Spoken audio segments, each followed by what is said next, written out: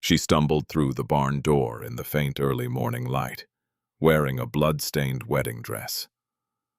The animals that were supposed to be dead lifted their heads when she touched them.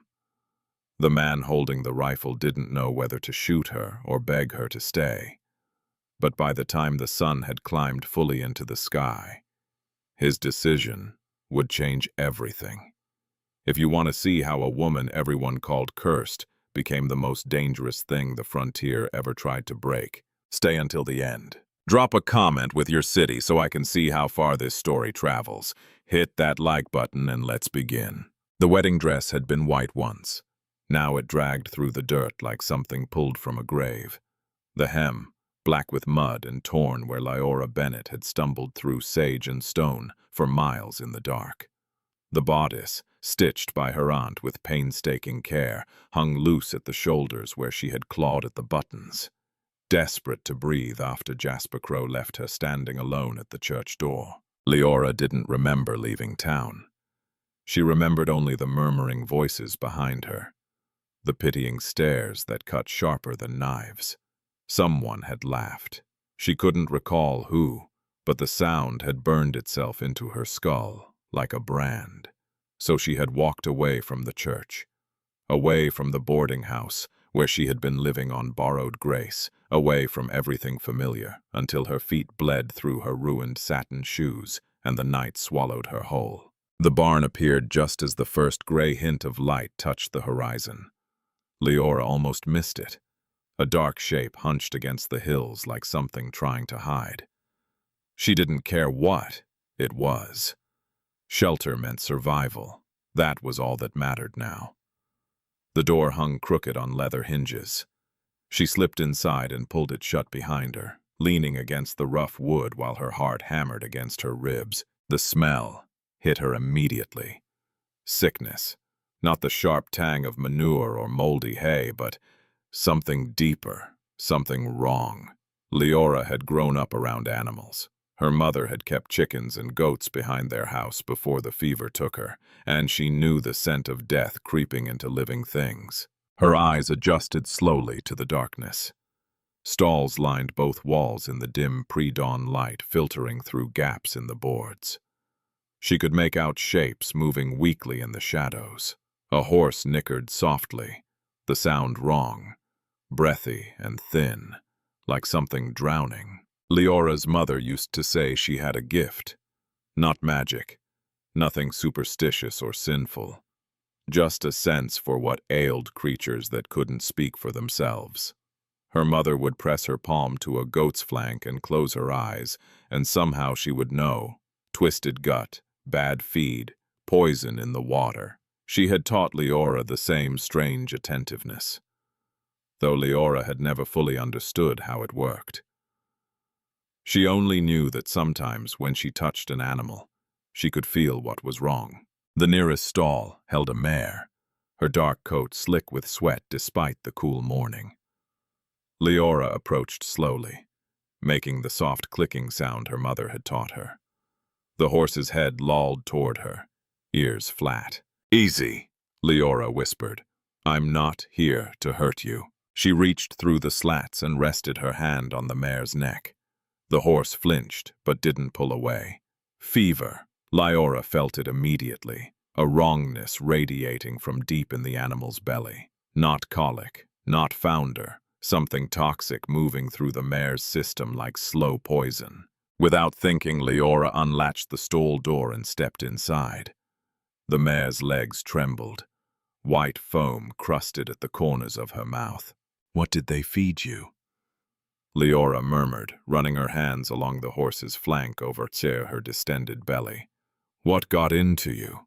The mare's breathing evened slightly under her touch.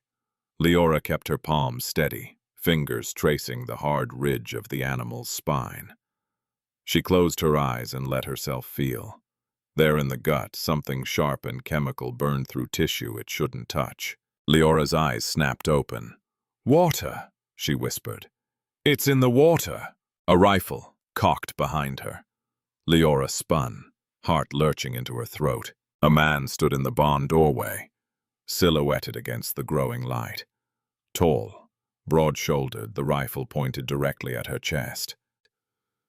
"Give me one reason," he said, voice low and rough as gravel, "why I shouldn't assume you're here to finish stealing what your kind already took." Leora's hands shot up. The mare shifted behind her, blowing air through her nostrils. I didn't take anything. I was just trespassing in your barn at dawn wearing a wedding dress." The man stepped forward. Leora could see him better now. Dark hair, older than her by several years, face carved into hard lines by sun and work. His eyes were the color of creek stone, and they held no warmth whatsoever. "Try again. I needed shelter." Leora's voice came out steadier than she expected. "That's all. I'll leave. I'm sorry." "You'll leave when I say you can leave." He didn't lower the rifle. "Who sent you?" "Nobody sent me. I don't even know where I am." The man's jaw tightened. "You expect me to believe you just wandered onto my land in a wedding dress by accident?" "I expect you to shoot me or let me go," Leora said. "But I don't expect you to believe anything." Something flickered across his face. Surprise, maybe. He studied her for a long moment, gaze moving from her ruined dress to her bleeding feet to the mare standing calm behind her. "That horse was dying yesterday," he said slowly. "Wouldn't let anyone near her." Leora glanced back at the mare. The animal's breathing had steadied even more. Still sick, but no longer thrashing. "She's poisoned," Leora said. "They all are, aren't they? The whole herd." The rifle lowered an inch. "What did you say?" "It's in the water. Something chemical. Probably runoff from somewhere upstream. It's burning through their systems." Leora turned back to the mare, keeping her movement slow. "How long have they been sick?" "Some time now." The man's voice had changed. Still wary, but with an edge of desperation underneath. "Lost several already. Vet said there was nothing to be done." "Your vet's an idiot." Leora ran her hand along the mare's neck again. The horse leaned into her touch. "They need clean water, fresh hay, and something to bind the toxins before they tear through what's left of the tissue." The man stared at her. "How do you know that?" "My mother taught me." Leora met his eyes. "Before she died."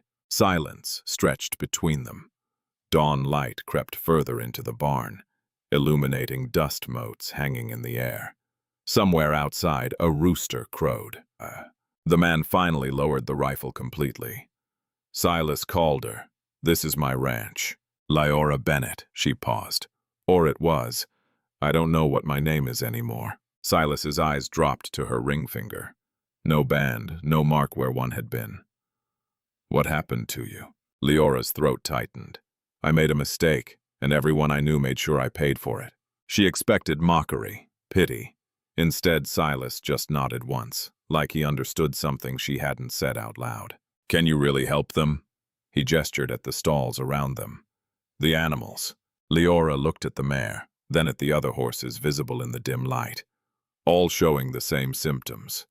All dying slowly while no one knew how to save them. "Maybe," she said, "if you let me try." Silas was quiet for a long time. Leora could see him weighing options, calculating risks.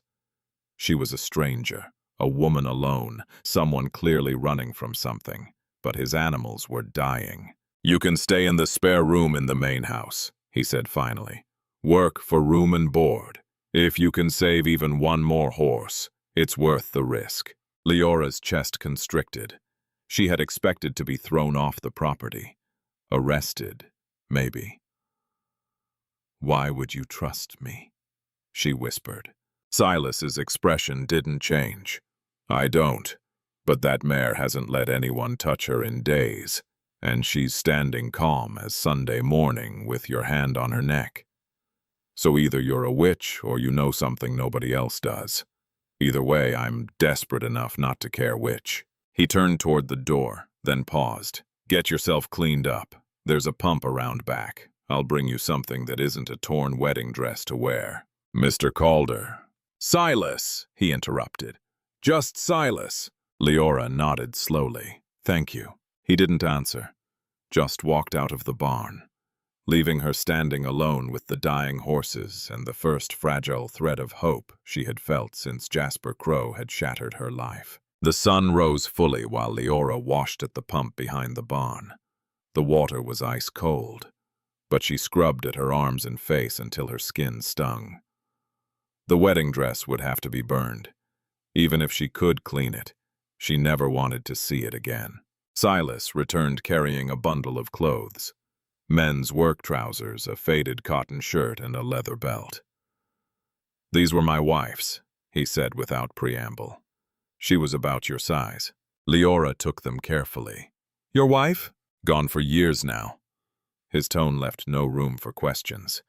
"Get dressed, then I'll show you the rest of the herd." She changed behind the barn, fingers clumsy on the unfamiliar buttons. The clothes smelled like cedar and dust. They fit well enough. When she emerged, Silas was waiting with 2 horses saddled. He handed her the reins to a gentle-looking bay gelding. "You ride?" "Not well. You'll learn." He swung onto his own mount with practiced ease. "We've got a couple hundred heads scattered across the north pasture. Half of them are showing symptoms." Leora climbed onto the bay, gripping the saddle horn tighter than she wanted to admit. The horse shifted beneath her but didn't bolt. They rode out across land that seemed to stretch forever under the pale morning sky. The ranch sprawled across rolling hills dotted with sage and scrub oak. In the distance, mountains rose like broken teeth against the horizon. "How much land?" Leora asked. "Thousands of acres." Silas's voice carried a thread of pride beneath the exhaustion. "Bought it with my wife years ago, built everything from nothing." Leora could see the evidence of that work everywhere. Fences stretching into the distance, a windmill turning slowly on a far ridge, irrigation ditches carved into the hillsides. This was a place someone had fought to build.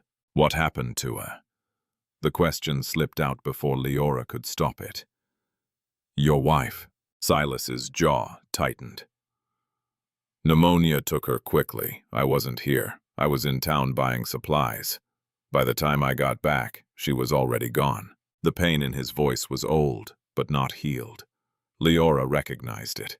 She had heard the same tone in her own voice when she spoke about her mother. "I'm sorry," she said quietly. Silas just nodded. They rode in silence until they crested a hill, and Leora saw the herd below.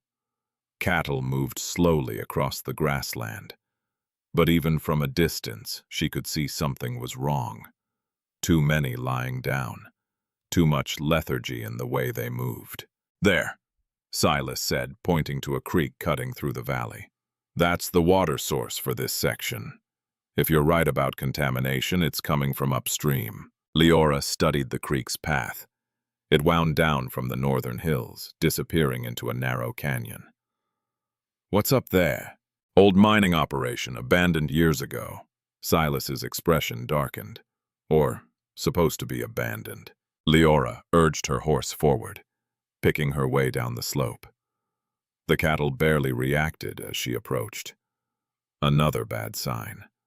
Healthy animals would have moved away from an unfamiliar rider. She dismounted near the closest cow, a big red steer lying on her side. The animal's breathing was labored, sides heaving. Leora placed her palm on the cow's flank. The fever was there, the same toxic burn working through the digestive system. "It's the same," she said, "all of them drinking from poisoned water." Silas swung down from his horse. "Can you fix it?" "Not fix, but I can maybe keep them alive long enough for their bodies to fight it off." Leora stood brushing dirt from her borrowed trousers. "We need to cut them off from this water source, drive them to clean water, and we need to do it fast." Silas looked at the sky, calculating. "That's days of hard riding to move a herd this size, and I'm down several hands because they left for better pay some time ago. How many workers do you have left?" "4, plus me." He met her eyes. "Plus you, if you're willing." Leora had never driven cattle in her life. She had never done ranch work of any kind. But she had also never had anywhere else to go. "Tell me what to do," she said. The ranch hands stared at Leora, like she had crawled out of hell. There were 4 of them gathered in front of the bunkhouse when Silas rode up with Leora behind him. Two were young, barely out of boyhood, with sunburned faces and suspicious eyes. The third was older, with gray threading through his dark hair. The fourth was a woman, rail-thin and hard-faced, wearing men's clothes and a gun on her hip. Silas dismounted. "This is Leora Bennett. She's going to help us save the herd." The silence was deafening. Finally, the older man spoke. "Boss, with respect, we don't need another mouth to feed. We need experienced hands. She knows what's poisoning the cattle, Emilio." Silas's tone left no room for argument, which is more than the vet figured out. The woman snorted. "She a veterinarian?" "No, Ren." Silas's patience was clearly fraying. "But she's what we've got." Emilio's eyes moved over Leora, taking in the borrowed clothes, the bare feet still bloody from her walk through the wilderness. "Where'd she come from?" "That's not your concern." Silas's voice dropped into something dangerous. "What is your concern is getting those cattle moved to the south pasture before we lose the whole herd. Leora says it's the water. We're cutting them off from the creek and driving them to clean grazing." One of the younger hands, fair-haired with a weak chin, shook his head. "That's days of work." "Then we work days," Silas interrupted. "Or we watch the herd die slowly. Your choice." Nobody argued after that, but Leora could feel their resentment like a physical weight as Silas divided up assignments. Emilio and Ren would take the north flank. The two younger hands, Finn and Colt, would cover the south. Silas would lead from the front, and Leora would ride drag, pushing stragglers from behind. "You know what drag means?" Ren asked, eyeing Leora with open skepticism. "I can guess. It means eating everyone else's dust and getting kicked by every stubborn cow that decides she doesn't want to move." Ren's smile was sharp. "Think you can handle that in your delicate condition?" Leora met her stare without flinching. "I'll manage." Ren's smile faded. She turned and walked toward the corral without another word. Emilio lingered. "You really know what's wrong with them?" he asked quietly. Leora nodded. "Toxins in the water. Something chemical leaching from the old mine." Emilio's expression didn't change, but something shifted in his eyes. "My father worked those mines before they closed. He died coughing blood years later. I'm sorry. If you're right about the water, you might save this herd." Emilio tilted his head slightly. "But don't expect gratitude. People around here don't trust easy." "I noticed." Emilio almost smiled. "Get yourself some boots. You'll need them." Leora found boots in the tack room, worn leather that had belonged to Silas's wife. They were slightly too big, but she stuffed the toes with cloth until they fit well enough. By the time she returned to the corral, the others were already saddling horses. Silas handed her the reins to the bay gelding again. "His name is Copper. He's steady. Won't throw you unless you do something stupid." Leora stroked the horse's neck. "What counts as stupid? You'll know when it happens." Silas swung onto his own mount, a big buckskin stallion that danced sideways, eager to move. "Stay behind the herd. Push them forward, but don't crowd them. If one breaks off, circle around and bring her back. Don't get between a cow and her calf." Leora's stomach twisted. "That's a lot of rules. You'll figure it out." Silas looked at her for a moment, something unreadable in his expression. "Or you'll get trampled. Either way, we're burning daylight." They rode out as the light strengthened, spreading across the pasture in a loose line. Leora took her position at the rear, heart hammering. Emilio whistled sharply. The sound cut across the valley like a whip crack. The cattle began to move. It was chaos from the first moment. The herd didn't flow like a river, the way Leora had imagined. They bunched and scattered, breaking off to circle back toward the creek, calves bawling for mothers, bulls squaring up to challenge the riders. Leora quickly learned that eating dust wasn't a metaphor. The air turned thick with it, as hundreds of hooves churned the dry ground. She pulled her bandana over her nose and mouth, eyes watering. A steer broke from the herd, trotting determinedly back toward the contaminated water. Leora urged Copper forward, circling wide the way Silas had instructed. The steer changed direction, but didn't rejoin the group. Just stood there, stubborn and feverish, sides heaving. Leora dismounted. The steer's eyes rolled white. "Easy," Leora murmured, approaching slowly. "I know you feel awful. I know the water sounds good, but it's killing you." She reached out carefully and pressed her palm to the steer's neck. The animal flinched, but didn't bolt. Leora closed her eyes and felt bitter toxins burning through the gut, but underneath something still fighting. This one could survive if they got her to clean water fast enough. "Come on," Leora whispered. "Let's go." She walked back toward Copper, and after a moment the steer followed. Leora mounted and guided both animals back to the herd, feeling a small flicker of triumph. Ren rode past, expression hard. "Don't celebrate yet. We've got hundreds more just as stubborn." By midday, Leora's entire body ached, her thighs burned from gripping the saddle, her hands were blistered from the reins, dust coated her throat, making every breath taste like dirt, but the herd was moving, slowly, painfully but moving. Silas rode up and down the line, checking positions, shouting encouragement. Leora watched him work. Efficient, tireless, never asking anyone to do something he wouldn't do himself. He had built this ranch from nothing. She could see that in every movement, every decision. Late in the day, the herd reached a dry riverbed, cutting across their path. Most of the cattle crossed without issue, but several sick cows balked at the drop, too weak to make the jump. Leora dismounted and approached the nearest cow. She was older, ribs showing through her hide, breathing wet and labored. "She's dying," Finn said, riding up beside Leora. "Best to leave her." Leora shook her head. "Not yet." She pressed both hands to the cow's side, feeling the familiar wrongness spreading through the animal's body. Worse than the others. The poison had been working longer here, but the cow's heart still beat strong. She was a fighter. Leora began humming low and rhythmic, the same melody her mother used to sing when a goat was struggling through a hard birth. She didn't know why it worked, only that sometimes when animals were scared or hurting, the sound calmed them. The cow's breathing evened, her muscles relaxed slightly. Leora kept humming and gently guided the animal toward the riverbed edge. 1 step, 2. The cow resisted, but Leora stayed patient, hands steady. Finally, the cow jumped. She landed hard but didn't fall. Leora crossed behind her and urged her forward to rejoin the herd. When she looked up, all 4 ranch hands were staring at her. "What the hell was that?" Colt asked, voice pitched high with shock. Leora shrugged, throat too dry to explain. Emilio was the first to look away. "Keep moving," he said gruffly. "We're losing light." But Leora caught the way he watched her after that.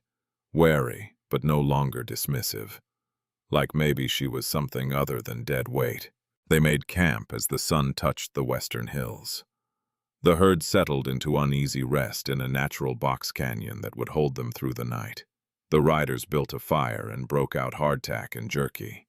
Leora sat apart from the others, too exhausted to eat. Her hands shook when she tried to open her canteen. Silas appeared beside her holding a tin cup. "Coffee," he said. "It's terrible, but it's hot." Leora took it gratefully. The coffee tasted like it had been boiled over old nails, but the warmth helped. "You did good today," Silas said. "I barely kept up." "You kept up. That's more than I expected." He settled onto the ground beside her, stretching his long legs toward the fire. "That thing you did with the cow at the riverbed, the humming." Leora tensed. "My mother taught me. I know it sounds—" "It worked," Silas interrupted. "That's all I care about." Leora studied his profile in the firelight. Hard features, but not cruel. Tired eyes that had seen too much loss. "Why are you really doing this?" she asked quietly. "Letting me stay." Silas was silent for a long time. When he finally spoke, his voice was rough. "When my wife died, people told me to sell the ranch, move on, said there was nothing left here worth fighting for. He looked at Leora. But she built this place with me. Every fence post, every corral. I couldn't let it die just because she did. Leora understood. So you're holding on every day. Silas's jaw tightened. And every day something tries to take it from me. Drought, rustlers, sickness, rich ranchers wanting to expand. He gestured at the herd. These cattle are all I've got left.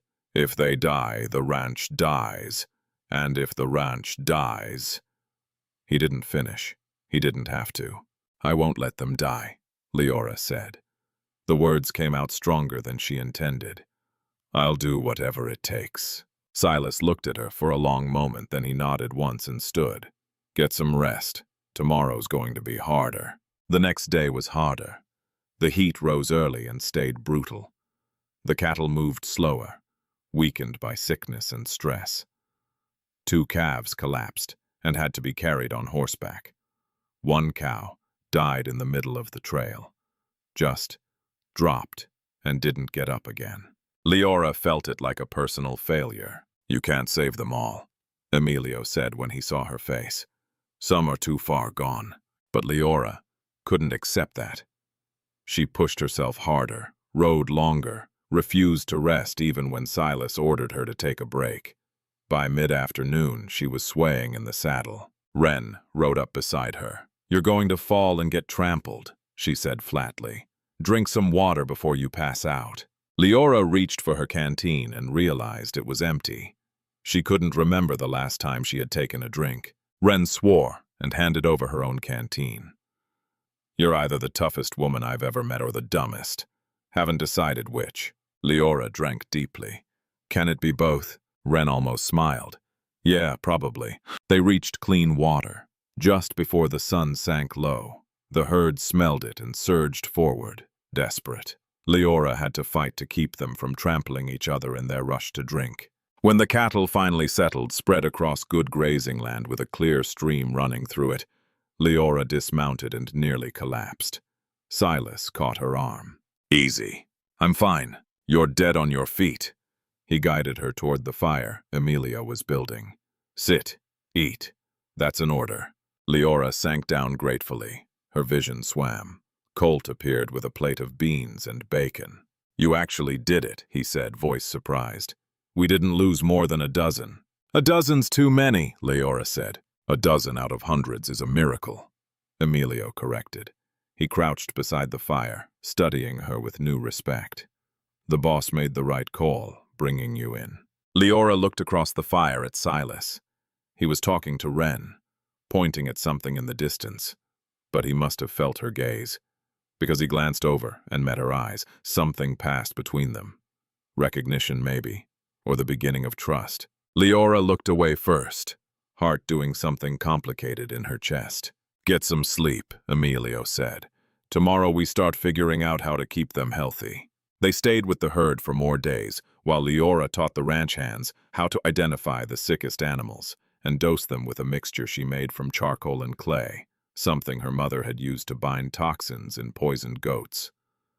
It was crude medicine, half guesswork. But it worked. The cattle began to improve. Fevers dropped. Breathing eased. By the end of that stretch of work, even the weakest cows were back on their feet. Silas sent Finn and Colt back to the main ranch to handle the other livestock. Emilio and Wren stayed with the herd while Silas and Leora rode up into the northern hills to find the source of the contamination.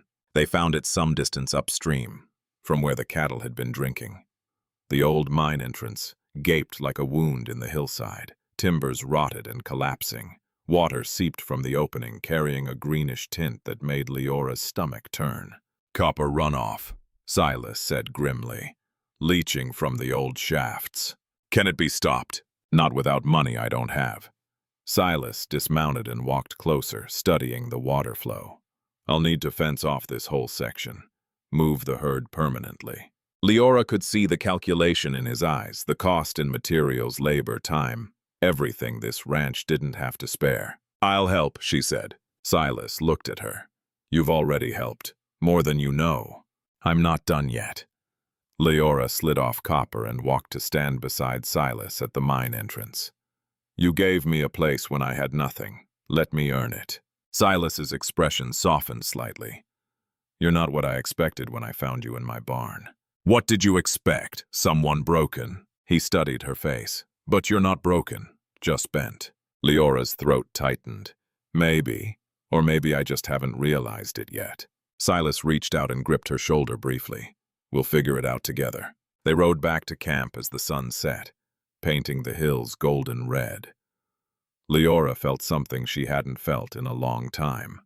Hope. But that night, as she lay in her bedroll under the stars, listening to the cattle settle and the ranch hands' quiet conversation around the fire, she heard Wren say something that made her blood run cold. You hear Vivian Langford is back in town. Emilio's response was too quiet to catch, but Silas's voice carried clear across the camp. I don't care what Vivian does. She's not my concern anymore. She's making you her concern, Wren said. Word is, she's been asking questions about the ranch, about some woman you hired. Silence. Leora's heart kicked hard against her ribs. Let her ask, Silas said finally. It's none of her business. But Leora heard the tension in his voice, and she understood with the cold certainty of someone who had already lost everything once, that trouble was coming. She just didn't know how bad it would be. Vivian Langford arrived at the ranch some days later, in a carriage that cost more than most men earned in a year. Leora was mucking out stalls when she heard the commotion, horses whinnying, Finn's voice raised in greeting, the creak of expensive wheels on the dirt road leading to the main house. She straightened, wiping sweat from her forehead with the back of her hand, and walked to the barn door. The woman who stepped down from the carriage looked like she had been carved from porcelain and dressed by someone who had never seen honest dirt. Her traveling dress was deep emerald silk, fitted perfectly to a tiny waist. Her hat perched at an angle that had to be deliberate, decorated with feathers Leora couldn't name. Everything about her screamed money and breeding, and a life lived far from places where animals died and work destroyed your hands. Silas emerged from the house, and Leora saw his whole body go rigid. Vivienne! Silas! The woman's voice was smooth as cream, with an accent that marked her as Eastern educated. You look well. Frontier life agrees with you. What are you doing here? Vivienne's smile didn't waver, but something cold flickered in her eyes. Is that any way to greet an old friend? I've come all the way from the city to see how you're managing. I'm managing fine. Yes, I can see that. Vivian's gaze swept across the ranch yard, taking in the worn fences, the patched barn roof, the chickens scratching in the dirt. Her expression said everything her words didn't, though I imagine it's been difficult running a place this size alone. I'm not alone. Silas's tone could have cut glass. I have good people working here. Of course. Vivian's eyes landed on Leora, still standing in the barn doorway, covered in horse manure and hay. Is that one of them? Leora felt the assessment like a slap.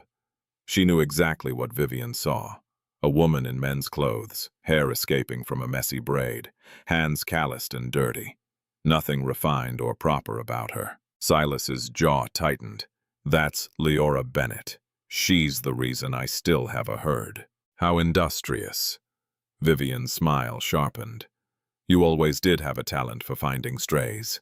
Leora's temper flared, but before she could respond, Emilio appeared at her elbow. Boss needs us to check the south fence line, he said quietly. Storm damage. It was a lie. There had been no storm. But Leora recognized an exit when she heard one. Of course, she said, forcing her voice steady. She walked past Vivian without another glance, feeling the woman's eyes boring into her back. Emilio waited until they were out of earshot before speaking. That's trouble, I gathered. She and the boss were engaged once, years back, before he married Elena. Emilio's expression was carefully neutral. Vivian went east for finishing school. Told Silas she'd be back in a year. She stayed gone longer. By the time she returned, Silas had already married. Leora's stomach dropped. She wanted him back. Still does from the look of it. Emilio glanced back toward the house, where Vivian and Silas still stood talking. Vivian's father owns half the territory. Banking, railroads, mining. She's used to getting what she wants. What does she want with Silas's ranch? It's barely profitable. Emilio's look was shrewd. Maybe it ain't about the ranch. Leora felt something twist in her chest. She had been at the ranch less than 2 weeks. She had no claim on Silas Calder, no right to feel anything about who visited him or why, but she felt it anyway.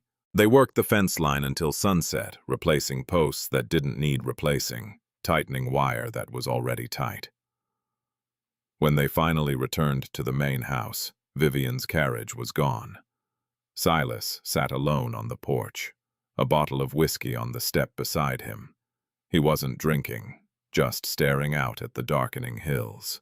Leora hesitated, then climbed the porch steps. "She's gone for now." Silas's voice was flat. "She's staying at the hotel in town. Says she's here to oversee some business interests for her father." "Is that true?" "Probably. Vivian doesn't do anything without multiple reasons." He finally looked at Leora. "I'm sorry about what she said, calling you a stray." Leora sat down on the step below him. "I've been called worse recently." Silas was quiet for a moment. "You never told me what happened before you showed up here." Leora pulled her knees to her chest, wrapping her arms around them. The night air was cooling fast, carrying the scent of sage and distant rain. "His name was Jasper Crow," she said finally. "He came through town selling mining investments, said he was from a good family, said he'd made his fortune in silver, and was looking to settle down." Silas didn't interrupt. "He courted me for months, proper and respectful. Met my aunt, went to church, did everything right." Leora's voice went hollow. "I thought he was decent, honest. When he proposed, my aunt cried. She was so happy." "What happened?" "Wedding day. I gave him access to my aunt's savings for the house he said we'd buy together, for our future." Leora laughed bitterly. "He took it all, everything my aunt had saved over years.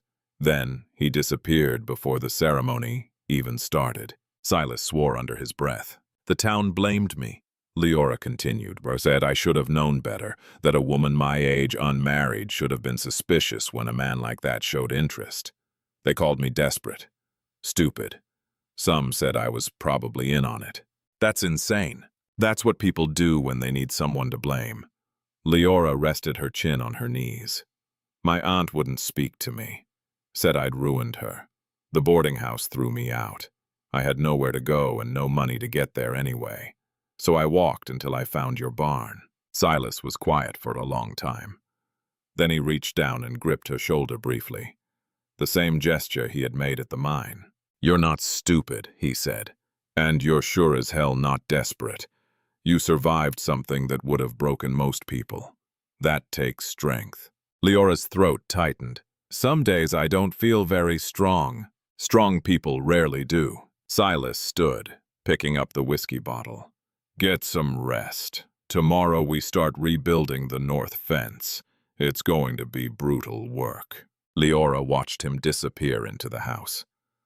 Then she sat alone on the porch for a while longer, listening to the night sounds and trying to ignore the feeling that Vivian Langford's arrival had changed something fundamental. The next morning proved Silas wasn't exaggerating about the fence work. They rode out early with 2 pack horses loaded with wire, posts, and tools. The section they needed to repair stretched for miles across rocky terrain that fought them every step. Leora learned quickly that building fence was an art form involving physics, profanity, and sheer stubborn will. The posts had to be sunk deep in ground that seemed determined to reject them. The wire had to be strung tight enough to hold cattle, but not so tight it would snap in the wind. And every few hundred yards, the landscape threw new obstacles. Boulders, gullies, slopes that made standing upright a challenge. By midday, Leora's hands were bleeding through her gloves. Her shoulders screamed, sweat soaked through her shirt despite the cool air. Silas worked beside her without complaint, setting posts with a rhythm born from years of practice. Emilio and Finn handled the wire while Colt rode ahead, marking where the next post should go. "You're doing good," Silas said when they stopped to water the horses. He nodded at the section they had completed. "Most people quit by now." Leora flexed her aching fingers. "I'm too tired to quit. That's the secret. Stay too tired to know better." He handed her his canteen. "Drink. We've got another stretch before dark." They worked until the sun touched the western mountains, then made camp in a shallow draw, protected from the wind. Finn built a fire while Emilio broke out supplies for dinner. Leora collapsed against her saddle and closed her eyes, too exhausted to move. She must have dozed off, because when she opened her eyes again, full dark had fallen, and someone had draped a blanket over her. The fire crackled nearby. Low voices murmured in conversation. Leora sat up slowly. Her whole body protested. Silas appeared with a tin plate. "Eat. You'll feel worse tomorrow if you don't." The food was simple. Beans, bacon, hardtack, but Leora was hungry enough not to care. She ate mechanically while Silas settled beside her. "You'll toughen up," he said. "First stretch is the hardest." "How long did it take you to adjust to this life?" Silas considered the question. "I grew up on a farm back east. Manual labor wasn't new, but the scale out here, the isolation, the constant fight against the land trying to kill you, that took time." He stared into the fire. "Elena adapted faster than I did.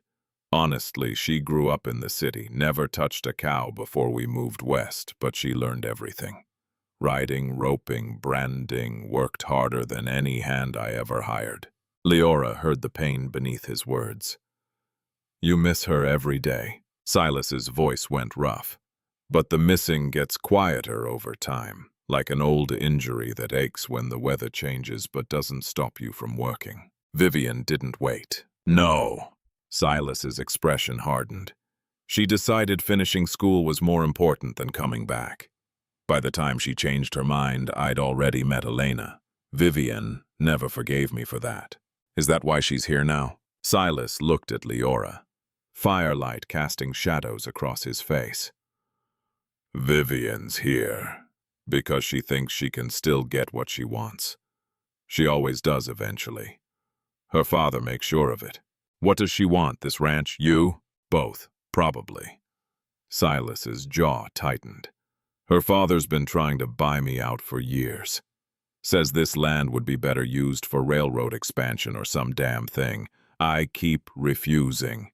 So now Vivian shows up with her smiles and her pretty dresses, thinking she can convince me where money failed."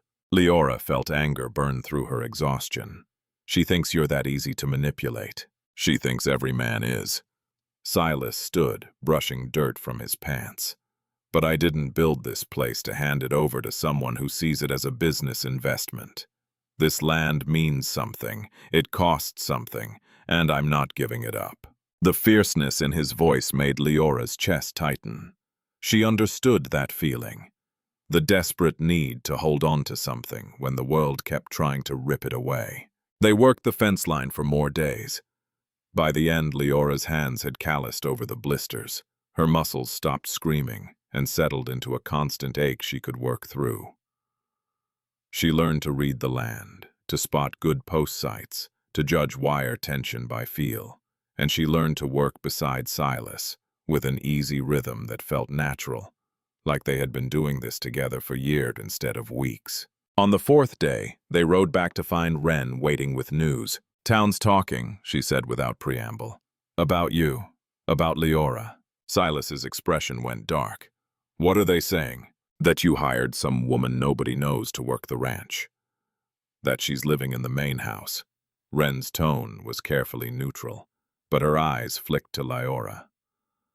"Some are saying it ain't proper. Others are saying worse." Leora's stomach sank. She should have expected this. A ruined woman living alone with a widower. Of course people would talk. "Let them talk," Silas said flatly. "It ain't that simple, boss." Wren shifted her weight. "Vivian Langford has been visiting the church ladies, taking tea with the mayor's wife, asking questions about Leora's background, making concerned noise about propriety and Christian morals. Emilio swore in Spanish. Leora felt cold spread through her chest. She's trying to ruin my reputation. What reputation? Ren's voice wasn't cruel, just factual. No offense, but you showed up in a wedding dress with no explanation. Town already thinks you're trouble. Vivian is just confirming what they want to believe anyway. That's enough, Silas said sharply. Leora's business is her own. Town can think whatever the hell they want. But Leora saw the calculation in his eyes. He was worried. A ranch owner's reputation mattered out here. Whispers about impropriety could cost him business, make it harder to hire good hands, damage relationships with suppliers. She was becoming a liability. I can leave, Leora said quietly. Find work somewhere else. You don't need this kind of trouble. You're not leaving. Silas's tone left no room for argument. I don't give a damn what Vivian says, or what the town thinks. You've earned your place here. Have I? Leora met his eyes. Or are you just being stubborn? Both. A ghost of a smile crossed Silas's face. I'm very good at stubborn. Despite everything, Leora almost laughed. But that night, lying in her small room off the kitchen, she heard voices drifting through the walls. Silas and Emilio, talking low in the main room. You know this won't end well, Emilio said. Vivian is not going to stop, and the town will side with her. They always do. Then they side with her. Silas's voice was hard. I'm not throwing Leora out to satisfy gossip. It ain't about gossip, boss. It's about survival. You're already operating on thin margins. If Vivian's father decides to make trouble, cut off your credit, pressure the feed suppliers, turn the other ranchers against you, this place goes under. Silence. I know, Silas said finally, and Leora heard the exhaustion in his voice. I know what's at stake. But I'm not abandoning someone who needs help, just because it's inconvenient. I did that once. I won't do it again. Leora pressed her palm against the wall, throat tight. She didn't know what he meant by that last part, but she heard the weight of old guilt in his words. She also heard Emilio's resigned sigh. Your funeral, Emilio said. Just don't say I didn't warn you. Leora barely slept. When dawn came, she rose early and walked out to check on the horses, needing movement and fresh air to clear her head. The mare she had first treated, the one who had been dying that night, Leora stumbled into the barn, whickered softly when Leora approached. The horse was healthy now, coat gleaming, eyes bright. Leora had named her Mist for her gray coloring. Hey girl, Leora murmured, stroking Mist's neck. You feeling good? The mare nuzzled her shoulder, warm breath against Leora's skin. Leora had always felt more comfortable with animals than people. Animals didn't lie, didn't pretend. They either trusted you or they didn't, and you knew where you stood. People were harder, messier. They smiled while planning your destruction, like Jasper Crow, like Vivian Langford.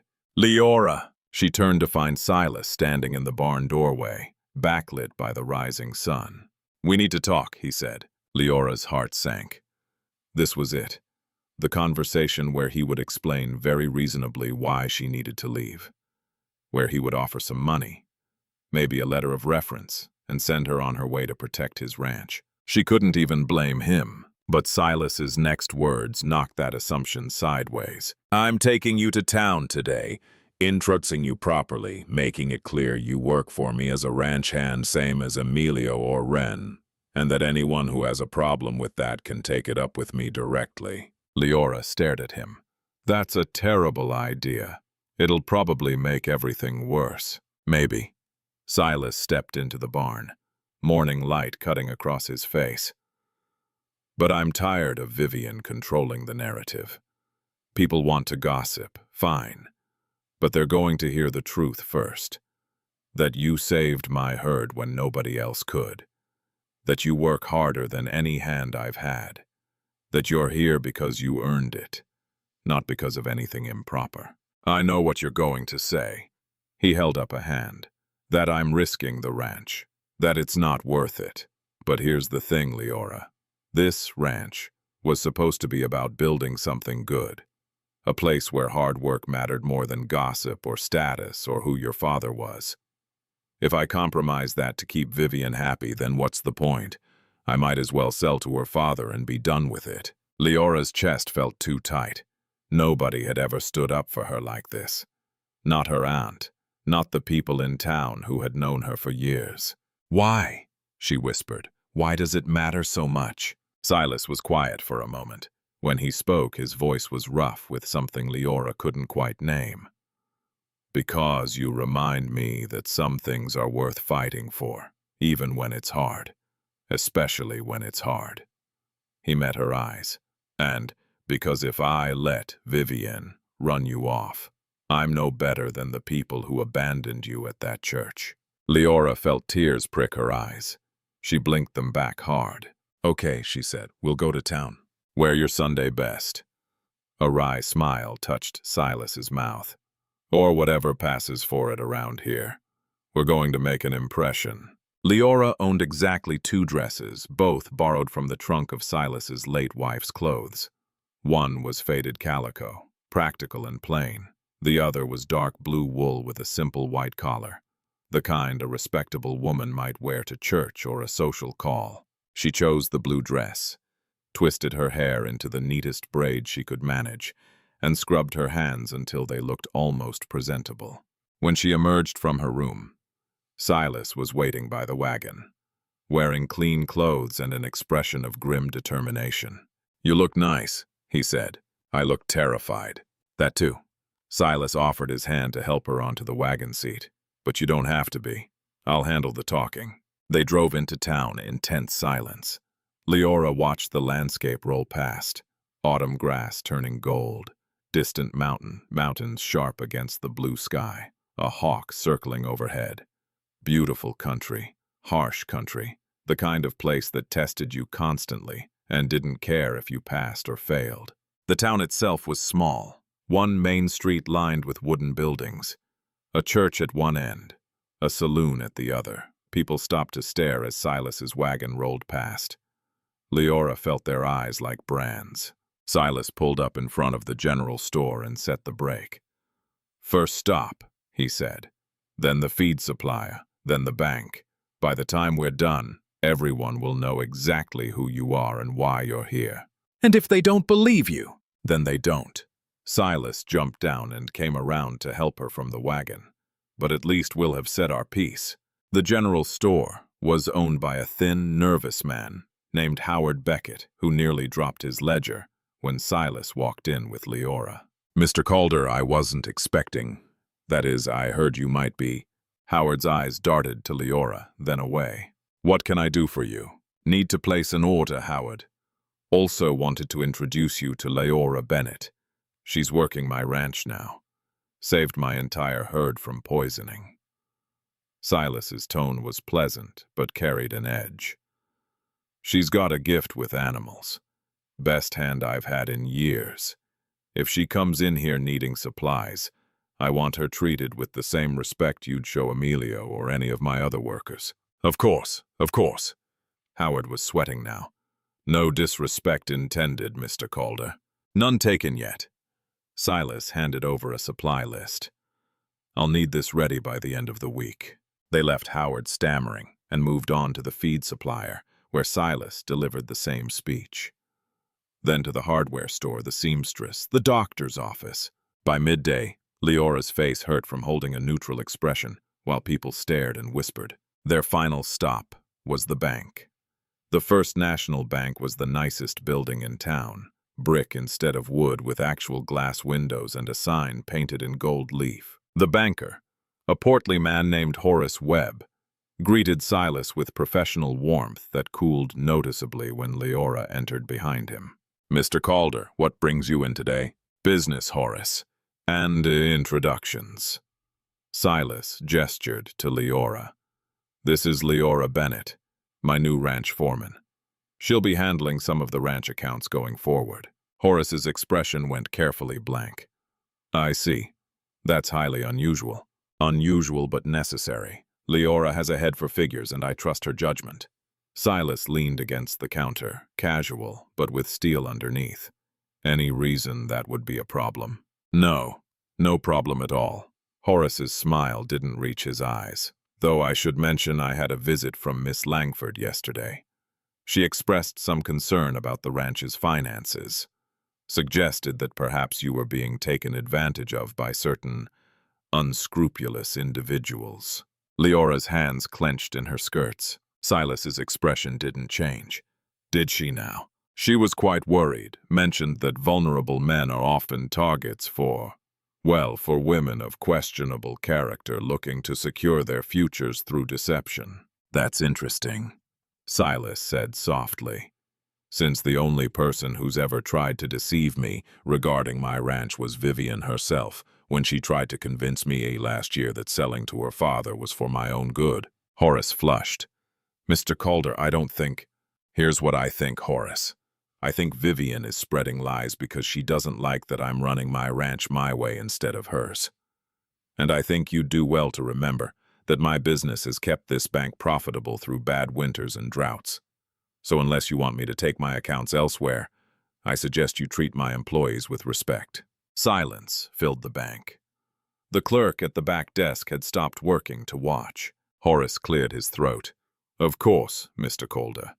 No disrespect intended to Miss Bennet. Good, Silas straightened. Leora, let's go, we're done here. Outside, Leora had to force herself to breathe normally. Her whole body shook with suppressed emotion. Anger, humiliation, and something dangerously close to gratitude. That was, she started. Necessary, Silas finished. And not over. Vivian will push back harder now. Maybe I should... No. Silas turned to face her, expression fierce. Don't finish that sentence. You're not leaving. You're not backing down. We're in this together now, whether Vivian likes it or not. Leora wanted to argue, wanted to point out that she was dragging him into a fight he didn't need. But she was also tired of running. Tired of letting other people's judgment define her. All right, she said quietly. Together. Silas nodded once, satisfied. Then his expression shifted, looking past Leora toward something behind her. Leora turned to see Vivian Langford emerging from the dress shop across the street, accompanied by two women in expensive clothes. All three were staring directly at them. Vivian's smile was sharp enough to draw blood. Silas, what a pleasant surprise. She glided across the street, skirt swishing. And, Miss Bennet, how nice to see you in proper attire for once. Leora bit back her first response. Vivian. Silas's voice was cold. Surprised you're still in town. Thought you'd have headed back east by now. Oh, I'm in no hurry. There's so much to do here. So many people to visit. Vivian's gaze flicked to Leora, then back to Silas.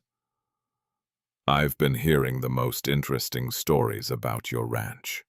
About how you've taken in a woman with no references, no family, no background anyone can verify. Some are calling it charitable.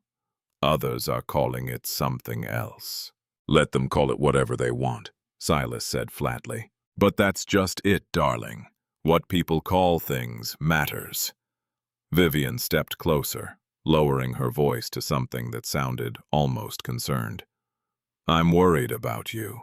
This woman shows up out of nowhere, gains your trust, has access to your accounts. Don't you see how it looks? How vulnerable it makes you. The only thing I'm vulnerable to is losing my patience with this conversation.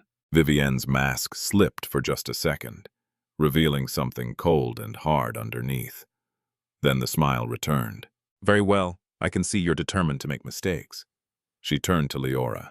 I do hope you understand what you're doing, Miss Bennet. Small towns have long memories.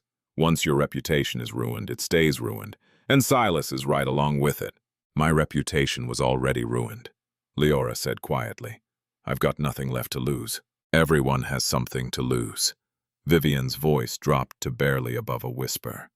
The question is whether you're willing to drag others down with you. She swept away before Leora could respond, her companions following like well-dressed shadows. Silas swore under his breath. Ignore her. She's just trying to get in your head. But Leora couldn't ignore it. Because Vivian was right about one thing. Leora's presence was damaging Silas's standing, and no matter how much he claimed not to care, eventually it would cost him something he couldn't afford to lose. They drove back to the ranch in silence. When they arrived, Emilio was waiting with more bad news. 3 of the steers are missing from the south pasture, he said. Tracks suggest rustlers. Silas's expression went dark. How many riders? At least 2, maybe 3. They knew what they were doing. Cut out the best stock, covered their trail. Same group that hit the Morrison Ranch recently, likely. Emilio glanced at Leora, then back to Silas. Could also be someone sending a message. The implication hung in the air. Vivian's father had connections to every criminal operation in the territory. If he wanted to pressure Silas, stolen cattle would be an easy way to do it. Round up whoever's available, Silas said. We ride at first light. I want those cattle back. Leora stepped forward. I'm coming with you. Like hell you are. This isn't fence mending. These men are armed and dangerous. I can ride, I can shoot. Leora met his eyes. And I won't sit here waiting while you risk your life for cattle I helped save. Silas looked like he wanted to argue, but something in Leora's expression must have convinced him. Fine, he said finally, but you follow orders, no heroics. Understood. Emilio shook his head. This is a bad idea, boss. Yeah, Silas agreed. But when has that ever stopped us? They rode out at first light. Silas, Leora, Emilio, and Wren. Finn and Colt stayed behind to watch the ranch. The trail was easy to follow at first, heading northeast toward the Badlands where the law rarely ventured. By midday they had covered miles of rough country. The tracks led into a narrow canyon with steep walls and limited visibility. Ambush territory, Emilio muttered. Silas pulled up, studying the canyon entrance. Could also be the only way through. We go around, we lose a day. Or we go through and lose more than that, Wren said. Leora felt the tension ratchet higher. This was the moment where smart people turned back, where caution won over stubbornness. But Silas didn't turn back. Single file, he said, eyes open, rifles ready. They entered the canyon in silence, hoofbeats echoing off stone walls. Leora's heart hammered against her ribs. Her palms were slick on the rifle Silas had insisted she carry. They were halfway through when the first shot rang out. The bullet hit the canyon wall, feet from Leora's head, spraying rock chips across her face. Her horse reared, nearly throwing her. She grabbed the saddle horn with one hand, rifle clutched in the other, heart slamming into her throat. Down! Silas's voice cut through the chaos. Get behind the rocks! Leora didn't think. She threw herself from the saddle, hitting the ground hard enough to knock the wind from her lungs. The rifle skittered from her grip. She scrambled forward on hands and knees while bullets sparked off stone around her. Emilio reached her first, hauling her behind a boulder with one hand while firing upward with the other. Stay low. Leora pressed her back against the rock, gasping. Her hand shook so badly she could barely hold the rifle. This was nothing like the careful target practice Silas had insisted on.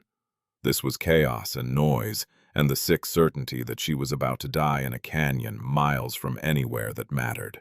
How many? Silas's voice came from somewhere to her left. 3, maybe 4, Wren answered. High ground, east wall. Another volley of shots. Leora forced herself to look around the boulder's edge. Movement on the canyon rim. Figures silhouetted against the sky. They had the advantage of position and were using it. We're pinned, Emilio said flatly. Can't go forward. Can't retreat without exposing ourselves. The horses are scattered. We lose them, we're dead out here. Leora's mind raced. The canyon walls were too steep to climb quickly. Going back meant open ground. Forward was worse. They were trapped, and whoever was shooting knew it. Stop firing! A voice called from above. Male, rough, with an accent Leora couldn't place. We don't want trouble. Just throw down your weapons and ride out. Like hell, Silas muttered, then louder. "Those are my cattle you stole. I want them back." Laughter echoed off of the canyon walls. "Cattle are long gone, friend. This ain't about beef anymore. This is about you learning to mind your business and stop making enemies." Leora's blood went cold. Emilio had been right. This wasn't random rustling. This was a message. "Who sent you?" Silas shouted. "Was it Langford?" Silence. Then more gunfire. Closer this time. A bullet ricocheted off the rock inches from Leora's head. "Next one won't miss," the voice called. "You got one chance. Leave the woman and ride out. She's what this is about anyway." Leora felt the words like a physical blow. Emilio swore viciously. Ren turned to stare at her, eyes wide. Silas's expression went murderous. "Over my dead body." "That can be arranged." The next volley was concentrated and deliberate. Leora realized with sick certainty that they were trying to flush Silas out, make him expose himself. If he died trying to protect her, Vivian got what she wanted without blood on her hands. "We need to move," Emilio said urgently. "Now while they're reloading, back toward the entrance." "We'll never make it," Ren said. "Not all of us." Leora's mind clicked through options with the same strange clarity she felt when diagnosing sick animals. Sometimes you couldn't save everything. Sometimes you had to sacrifice one thing to save the rest. She looked at Silas, at Emilio, at Ren. Good people, people who had given her a chance when nobody else would. People who were about to die because of her. "I'll draw them off," Leora said. The words came out steadier than she felt. "Give you time to get to the horses." "Absolutely not," Silas snapped. "It's the only way. They want me, not you. I'll go out, hands up, unarmed. Once they're focused on me, you ride." "Leora, this is my fault." The words burst out of her, raw and desperate. "Vivian is doing this because of me. Those men are shooting because I didn't have the sense to leave when I should have, so let me fix it." Silas grabbed her arm hard enough to bruise. "Listen to me. You don't fix this by surrendering to men who will kill you the second we're gone. That's not courage. That's suicide." "Then what do you suggest?" Leora's voice cracked. "Because in about 2 minutes, they're going to rush us and we're all dead anyway." Emilio touched Silas's shoulder. "Boss, she's got a point. They want her alive. At least long enough to make it look like an accident. That's more time than we've got otherwise." "No." Silas's voice was flat, final. "We find another way." But there was no other way, and they all knew it. The canyon walls were too steep. The shooters had the high ground. Their ammunition wouldn't last forever.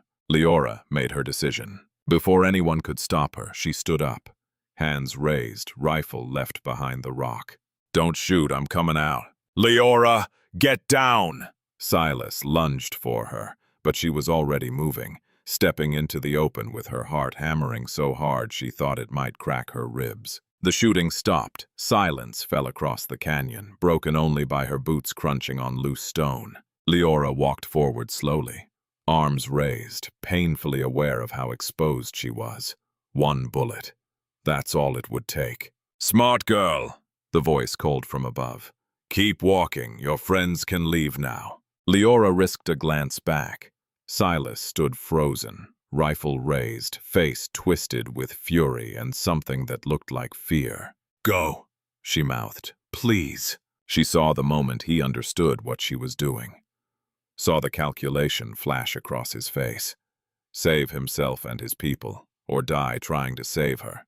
For a terrible second, she thought he would choose death. Then Emilio grabbed his arm, pulling him back toward the horses. "Boss, we have to move now." Silas didn't lower his rifle. "We're coming back for you," he said, voice carrying across the canyon. "You hear me, Leora? This isn't over." "I know," Leora whispered, though he was too far away to hear. She kept walking until rough hands grabbed her from behind. Someone yanked her arms down, binding her wrists with rope that bit into her skin. A cloth sack went over her head, cutting off her vision. "Good choice." a man's voice said close to her ear. Saved your friends' lives. Not sure about your own, though. Leora's stomach lurched as they dragged her forward. She heard horses, the creak of leather. Voices discussing something she couldn't quite make out. Then she was lifted and thrown across a saddle like a sack of grain. The horse started moving, and all Leora could do was hang on and pray that Silas was smart enough not to follow them directly into whatever trap Vivian had prepared. They rode for what felt like hours. Leora lost track of time in the darkness of the hood, body aching from the awkward position, mind racing through increasingly worse scenarios. Finally, the horse stopped. She was dragged down and dumped on hard ground. The hood came off. Leora blinked in the sudden light. They were in some kind of abandoned building. A barn, maybe, or an old mining structure. Wooden walls, dirt floor, roof half collapsed to let in slashes of late afternoon sun. 3 men stood around her. The one who had done the talking was older, with a scar cutting through his left eyebrow. The other 2 were younger, harder to read. Here's how this works, Scarface said. You're going to write a letter to Silas Calder. Tell him you're leaving, taking the money you stole from his ranch, heading east. Make it convincing. Leora's mind reeled. I didn't steal anything. Doesn't matter what's true. Matters what people believe. He tossed a pencil and paper at her feet. Write it or we make things unpleasant. And if I do write it, Scarface smiled. It wasn't reassuring. Then you get to keep breathing for a while, anyway. Leora's hands were still bound. She couldn't write even if she wanted to. This is Vivian's plan, isn't it? Frame me for theft, make me disappear, clear the path back to Silas. Don't know any Vivian, Scarface said, but his eyes shifted slightly. We're just doing a job that involves kidnapping and murder. Leora forced her voice steady. That's a hanging offense in this territory. Only if someone proves it. Scarface crouched down to her level. See, the thing is, nobody's going to look too hard for a woman like you. No family, no history, already branded a thief and a liar. You disappear. People shrug and move on. Probably figure you ran off with another man's money. The worst part was that he was right. Nobody would investigate. Nobody would care. She would vanish. And within a month, people would forget she had existed. Except Silas. Silas would know. He would come looking. And Vivian was probably counting on that too. Another accident waiting to happen. I need my hands free to write, Leora said quietly. Scarface considered this, then nodded to one of the younger men. Cut her loose, but if she tries anything, shoot her. The rope fell away. Leora's wrists were raw, bleeding in places. She picked up the pencil with numb fingers. What do you want me to say? Make it good, apologetic. Say you never meant to hurt him, but you saw an opportunity and took it.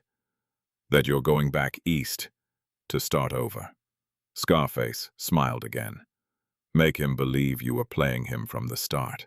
Leora stared at the paper. Her hand shook. If she wrote this letter, it would destroy everything. Her reputation, Silas's trust, any chance of proving Vivian's involvement. But if she didn't write it, these men would kill her. She thought about her mother, about the strange gift she had passed down, the ability to sense wrongness, to feel sickness before it showed symptoms. Her mother had always said it was about paying attention to the small details everyone else missed. Leora looked at the 3 men. Scarface was confident, relaxed. The younger ones were nervous, fidgeting. The one who had cut her ropes kept glancing at the door. They were expecting someone, or worried someone would show up. Leora started writing. Not the letter they wanted, but something else entirely. She wrote quickly, keeping her body positioned to block their view. What's taking so long? Scarface demanded. I'm trying to make it convincing, Leora said. You want him to believe it, right? That takes time. She kept writing, not a confession, a message. Something that would only make sense to someone who knew her. When she finished, she held out the paper. Scarface snatched it, eyes scanning the words. His expression darkened. This isn't what I told you to write. It's what I'm willing to write. Leora said. Take it or leave it. Scarface's hand went to the gun at his hip. Leora's heart stopped. Then a voice called from outside. Someone's coming, riders! All three men turned toward the door. Leora didn't hesitate. She grabbed the pencil and drove it into Scarface's leg as hard as she could. He screamed, staggering backward. Leora was already moving, diving for the door. The younger men recovered faster than she expected, grabbing for her. She twisted away, barely avoiding their grip. Outside, the sound of hoofbeats grew louder. Leora ran toward it, legs burning, lungs screaming. A gunshot cracked behind her. She felt the bullet pass close enough to hear it, but she didn't stop. Then Silas was there, riding hard with Emilio and Ren flanking him. He swung down before his horse even stopped, catching Leora as her legs gave out. I've got you, he said roughly. I've got you. Gunfire erupted behind them. Emilio and Ren returned fire while Silas hauled Leora onto his horse. They rode out in a chaos of bullets and shouting, Leora clinging to Silas's back, too shaken to do anything but hold on. They didn't stop until they were miles clear, the building a distant speck behind them. Only then did Silas pull up, turning to check her for injuries. Are you hurt? No. Scared but not hurt. Leora's whole body trembled. How did you find me? Tracked them. Emilio's the best tracker in the territory. Silas's hands were gentle but thorough, checking for wounds she might not feel yet. What did they want? A letter saying I stole from you and ran off. Leora pulled the crumpled paper from where she had shoved it in her pocket. I didn't write what they wanted. Wrote something else instead. Silas unfolded the paper, reading. His expression shifted from confusion to understanding, to something that looked almost like awe. Leora had written, The mare with the mist-colored coat is dying. Only one person can save her. The rest is lies. You wrote a message I'd understand, Silas said quietly. Something that proved coercion. I thought if they killed me, at least you'd know the truth. Leora's voice cracked. That I didn't betray you. Silas's arms came around her, sudden and fierce. You're not dying, not today, not on Vivian's orders or anyone else's. Leora pressed her face against his shoulder, breathing in the scent of leather and horse and dust. Safe, for now. When they finally pulled apart, Emilio was watching with an expression of grim satisfaction. We got one of them, he said. The one you stabbed with a pencil. He's going to talk. Leora's hands were still shaking. He won't testify against Vivian. Her father will make sure of it. Maybe, but now we know she's willing to commit murder. Silas's voice was hard. That changes things. They rode back to the ranch in tense silence. Finn and Colt met them at the gate, rifles ready, relaxing only when they saw everyone accounted for. Trouble? Finn asked. Always, Ren said wearily, but we're still breathing. Leora slid off the horse, legs barely supporting her weight. Everything hurt. Her wrists raw, her ribs bruised from being thrown across the saddle, her hands bleeding from the ropes. But she was alive. Silas sent the others to tend the horses while he walked Leora to the house. Inside, he poured 2 glasses of whiskey and handed her one. Drink. You've earned it. Leora drank. The whiskey burned going down, but it helped steady her nerves. Vivian is not going to stop. I know. She'll try again. Different method, same goal. Leora set down the glass. I should leave tonight before someone else gets hurt. No.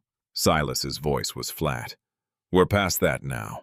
Silas, those men tried to kill you today. They would have succeeded if we'd been slower, if Emilio hadn't picked up their trail. His jaw tightened. Vivian declared war when she did that, and I'm done playing defense. Leora stared at him. What are you going to do? Fight back. Silas drained his glass in one swallow. Vivian thinks she can manipulate this situation because I'm too weak or too honorable to hit back. Time to prove her wrong. You're talking about going after her father's business interests. I'm talking about exposing what she did. Those men didn't just appear out of nowhere. Someone hired them. Someone paid them. That money leaves a trail. Silas's eyes were hard. And I'm going to follow it straight back to Vivian Langford. Leora wanted to argue, wanted to point out that going after someone with Vivian's resources was suicide. But she was also tired of being hunted, tired of running. "What do you need me to do?" she asked instead. Silas looked at her for a long moment, then something shifted in his expression. Respect, maybe, or recognition. "Get some rest tonight. Tomorrow we ride into town and file charges against those men for attempted murder and kidnapping. Force the law to investigate. Make noise. Get people asking questions Vivian can't afford to have answered. The sheriff is on her father's payroll, maybe, but the federal marshal isn't." Silas smiled grimly. "An attempted murder on federal land is a federal crime. Sheriff can't bury it even if he wants to." Leora felt a flicker of hope. "You think it'll work?" "I think it's our best shot, and I'm done sitting around waiting for Vivian to make the next move." That night, Leora couldn't sleep. She lay in her small room, staring at the ceiling, replaying the day's events. The ambush, the kidnapping, the moment she thought she was going to die, and the moment Silas had appeared, riding hard, refusing to leave her behind. A soft knock on her door brought her upright. "Yeah?" The door opened. Silas stood in the doorway, still fully dressed. "Couldn't sleep either?" "No." He hesitated, then stepped inside, leaving the door open for propriety's sake. "I wanted to say something about today." Leora sat up fully, pulling the blanket around her shoulders. "Okay. What you did in that canyon, stepping out to draw their fire. That was the bravest and stupidest thing I've ever seen." Silas's voice was rough. "Don't ever do it again. I was trying to save your life, and I was trying to save yours." He moved closer, sitting on the edge of her bed. "Leora, if I'd lost you today, if those men had killed you while I rode away to save my own skin, I wouldn't have been able to live with that." Leora's throat tightened. "Why not? You barely know me." "That's the thing. I thought I barely knew you." Silas's eyes met hers. "But somewhere over the past weeks, you became important. Not just as a hand who saved my herd, as a person, someone I trust, someone I—" He trailed off, jaw working. Leora's heart hammered. "Someone you what?" "Someone I can't afford to lose," Silas finished quietly. The ranch was supposed to be enough. Work and land and building something lasting. After Elena died, I told myself that's all I needed. But then you showed up in a ruined wedding dress, half dead and completely lost. And you reminded me that there's more to life than just surviving." Leora couldn't breathe. "Silas, I'm not asking for anything," he said quickly. "You've been through hell. The last thing you need is me complicating things further. I just needed you to know that you matter to me, to this ranch, to everyone here, and we're going to fight for you the way you've been fighting for us." Tears pricked Leora's eyes. She blinked them back hard. "I don't know what to say." "Don't say anything. Just promise me you won't throw yourself in front of any more bullets." "I promise to try." Leora managed a shaky smile. "Can't guarantee success." Silas almost laughed. "Fair enough." He stood, moving toward the door. "Get some rest. Tomorrow is going to be hard." "Silas." Leora's voice stopped him. "Thank you for coming after me." "Always," he said simply. Then he was gone, leaving Leora alone with her racing thoughts and the warmth spreading through her chest. The next morning they rode into town, all of them, Silas, Lara, Emilio, Wren, even Finn and Colt. A show of force. The sheriff's office was a small wooden building next to the jail. Sheriff Grady looked up from his desk when they walked in, his expression going from surprise to weariness in an instant. "Mr. Calder, what brings you in with an army?" "Attempted murder," Silas said flatly. "Yesterday, 4 men ambushed us in Canyon Pass. They shot at us, kidnapped Miss Bennett, and threatened to kill her unless she signed a false confession." Grady's face remained carefully neutral. "That's a serious accusation." "It's a serious crime." Silas dropped the crumpled letter on Grady's desk. "There's the proof. They wanted her to write a confession of theft. When she wrote something else instead, they tried to kill her. Grady picked up the letter, reading slowly. This doesn't prove anything, except that someone wrote something unclear. There's also the man we captured, Emilio said. He's being held at the ranch, ready to testify. Under duress, I imagine. Grady set down the letter. Look, Mr. Calder, I understand you're upset, but without clear evidence of who hired these men or what their intentions were, there's not much I can do. Then I'll take it to the federal marshal, Silas said. Attempted murder on federal land is his jurisdiction anyway. Grady's expression hardened. Now, there's no need to escalate. The door burst open. Vivian Langford swept in, followed by a well-dressed man Leora didn't recognize. Sheriff Grady, I'm so glad you're here, Vivian said breathlessly. I need to report a theft. This woman, she pointed at Leora, stole money from my reticule yesterday while I was shopping. $300. Leora's stomach dropped. Silas's hand went to his gun. That's a lie. Is it? The man with Vivian stepped forward. I'm Victor Lang, Miss Langford's attorney.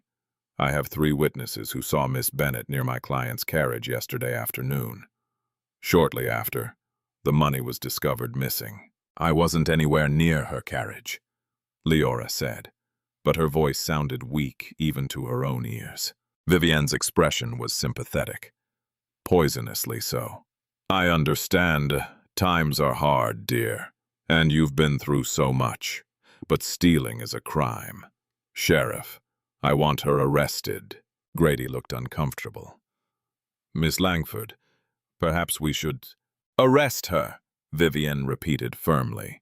Unless Mr. Calder would like to make restitution on her behalf.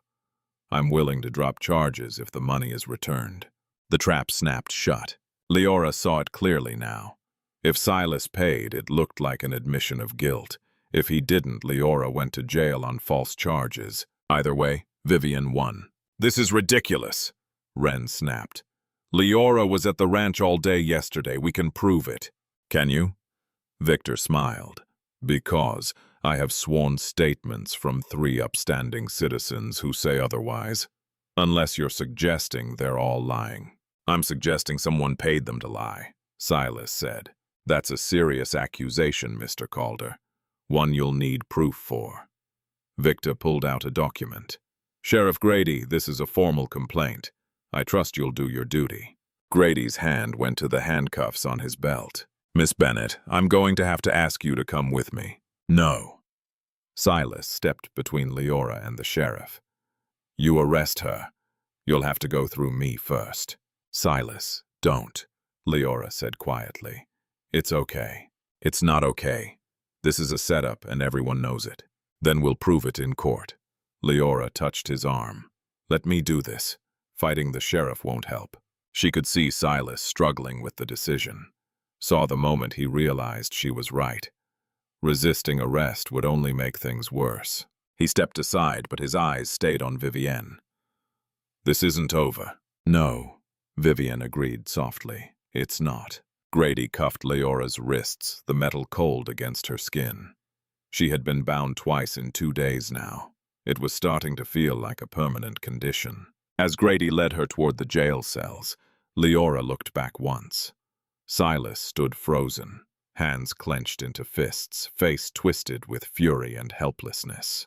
Leora tried to give him a reassuring smile. Wasn't sure she succeeded. The cell door clanged shut with a finality that made her chest constrict. Through the barred window, she could see Vivian and her lawyer leaving, both looking satisfied. Leora sank onto the thin cot and let herself shake. She had survived Jasper Crow abandoning her, survived the town's judgment, survived poisoned cattle and ambushes and kidnapping. But sitting in this cell, knowing Vivian was systematically destroying every chance she had at a future, Leora felt something inside her crack. Maybe the frontier had finally broken her after all. Then she remembered Silas's voice in the canyon. We're coming back for you. And Emilio's words. She's what this is about anyway. And her own hands, driving a pencil into a man's leg without hesitation. No, she wasn't broken, just bent. and bent things could still fight back. Leora stood up, walked to the cell door, and started planning. The jail cell smelled like rust and old sweat. Leora counted the cracks in the ceiling. 17 major ones, dozens of smaller splits, branching off like veins. She had been counting them for hours, trying to keep her mind occupied with something other than the reality of her situation. She was locked up on false charges. Vivian's witnesses would lie under oath. The sheriff was either bought or too scared of the Langford family to care about the truth. And somewhere outside these walls, Silas was probably doing something reckless that would only make everything worse. Footsteps in the hallway made her sit up. Sheriff Grady appeared, looking uncomfortable. Behind him stood a woman Leora didn't recognize, late 30s, dressed in severe gray, carrying a leather satchel. "You have a visitor," Grady said. "Legal counsel." The woman stepped into view. "Lydia Chen. I'm an attorney from Silverton.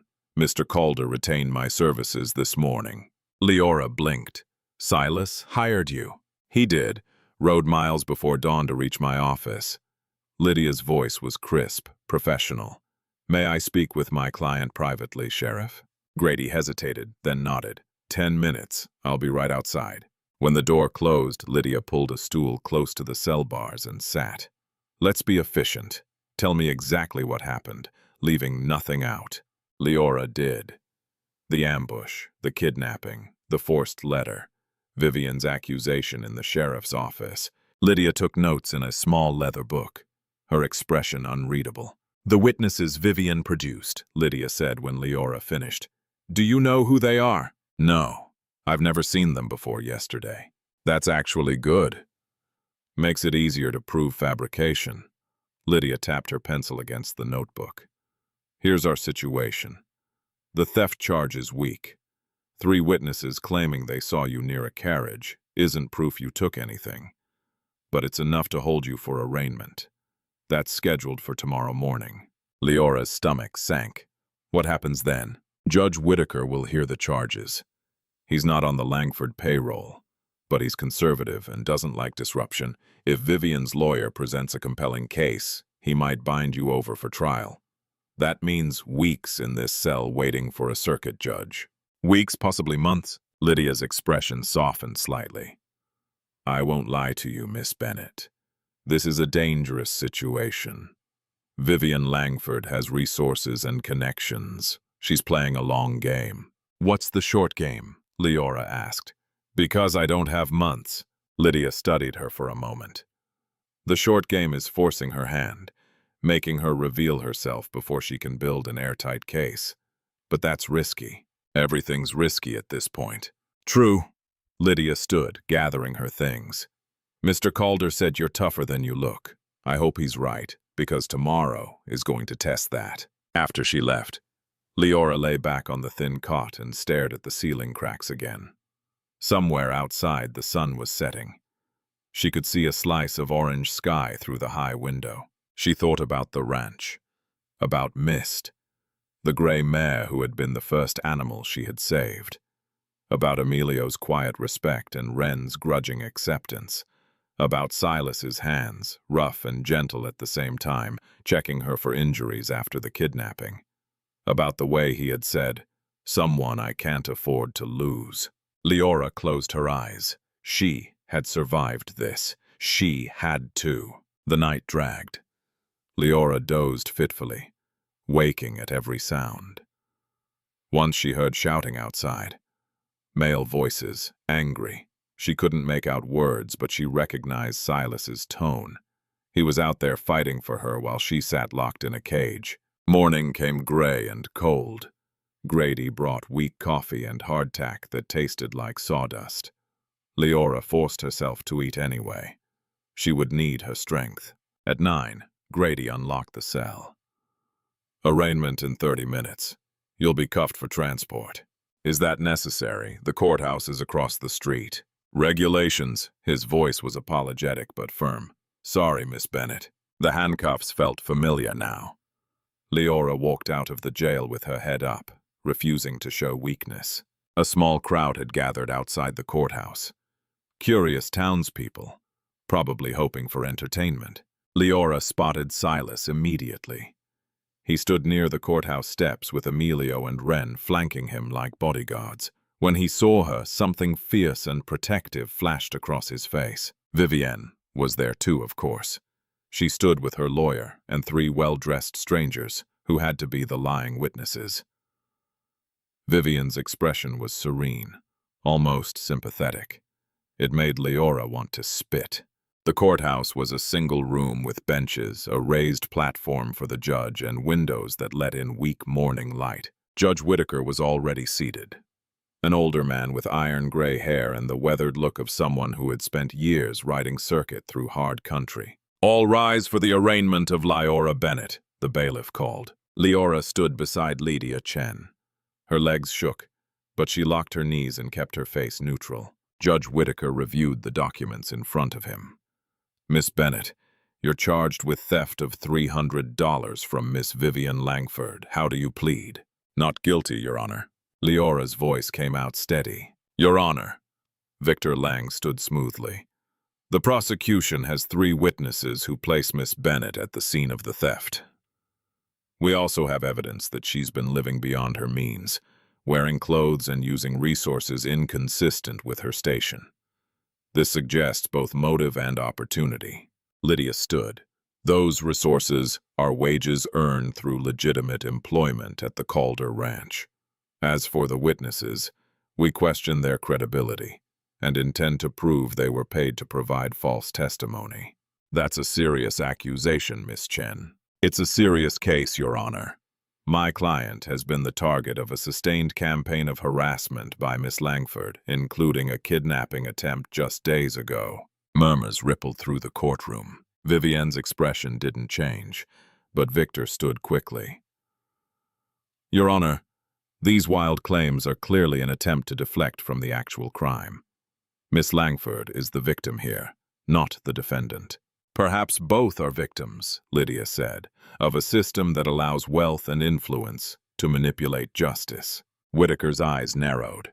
"Miss Chen, I won't have my courtroom turned into a political forum. Stick to the facts." "The facts are these, Your Honor.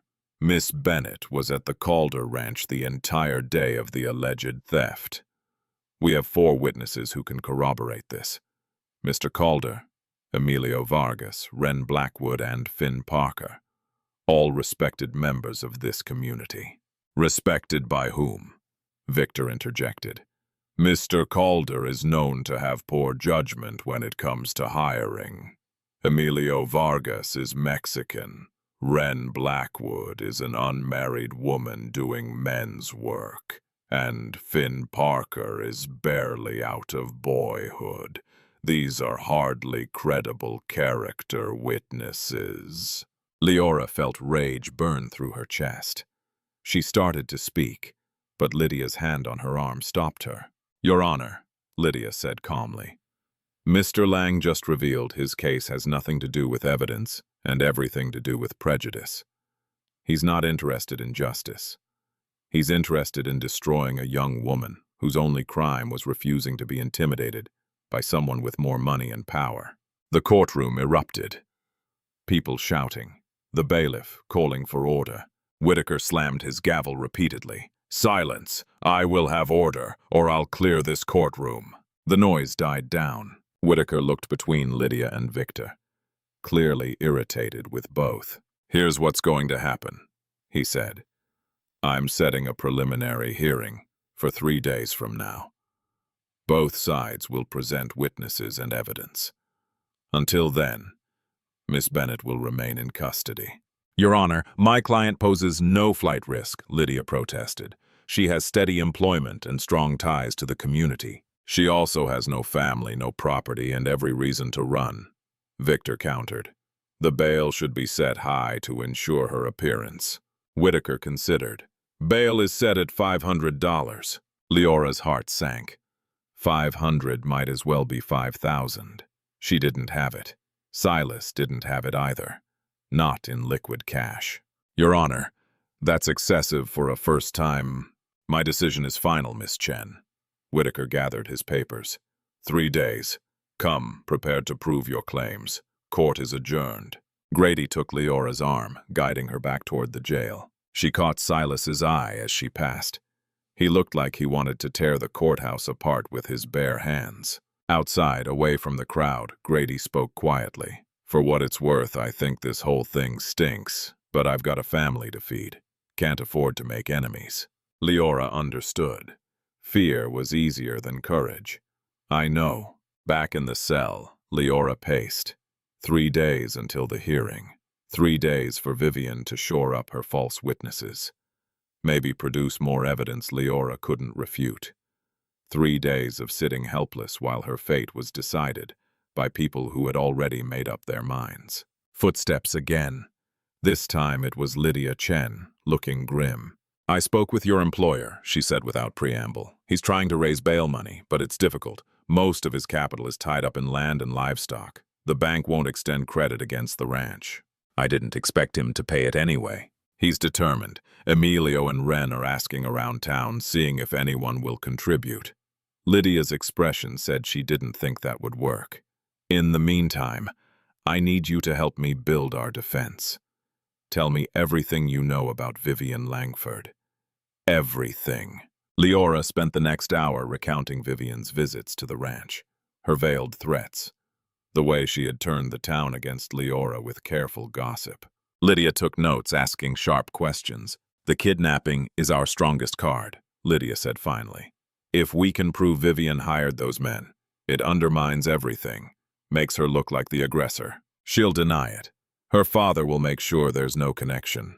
Probably. But I've been doing this a long time, Miss Bennett. Rich people get sloppy when they think they're untouchable. Somewhere there's a trail.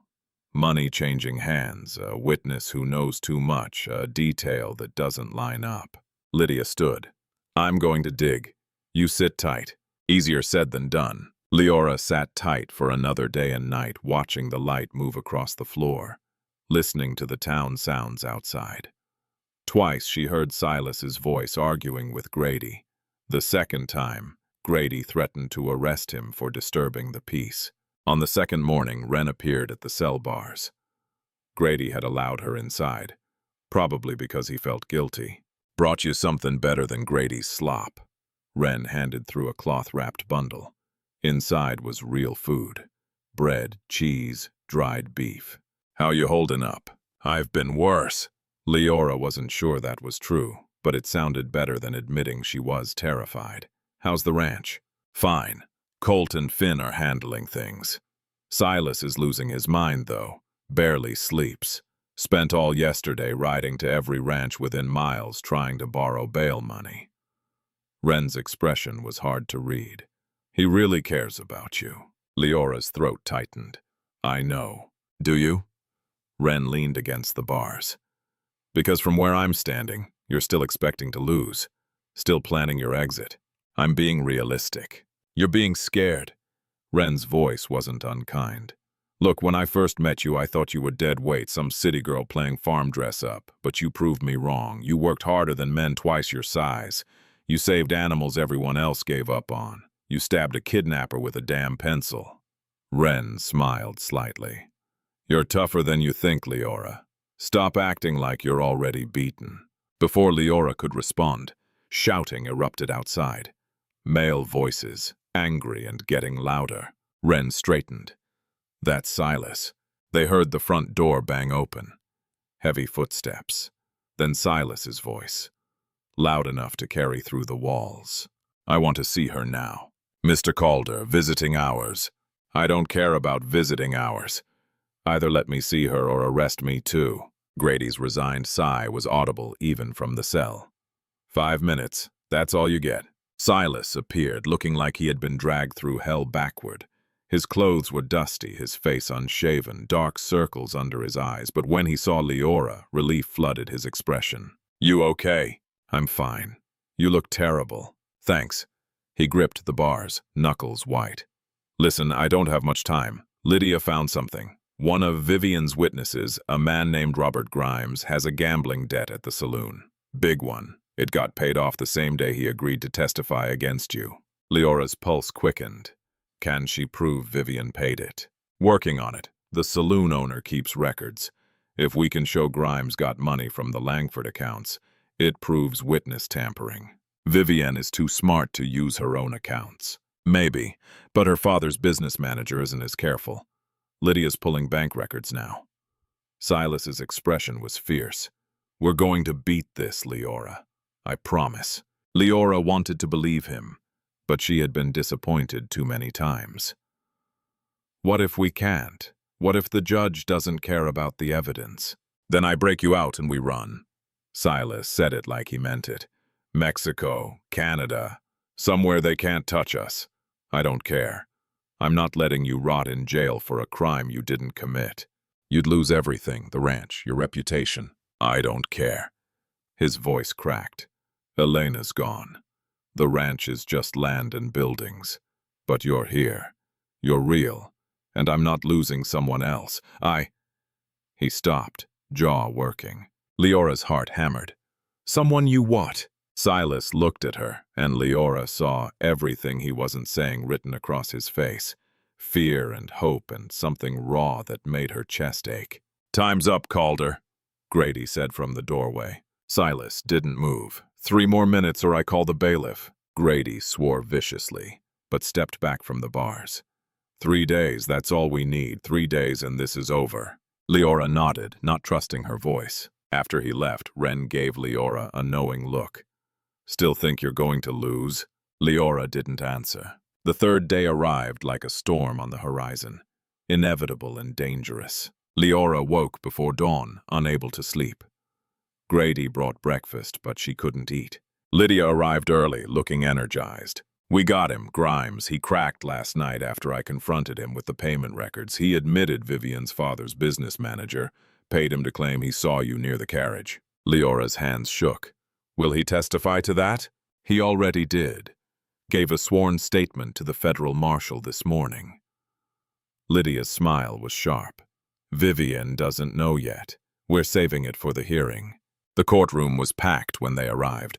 Seemed like half the territory had shown up to watch. Leora saw Silas in the front row with Emilio, Wren, Finn, and Colt.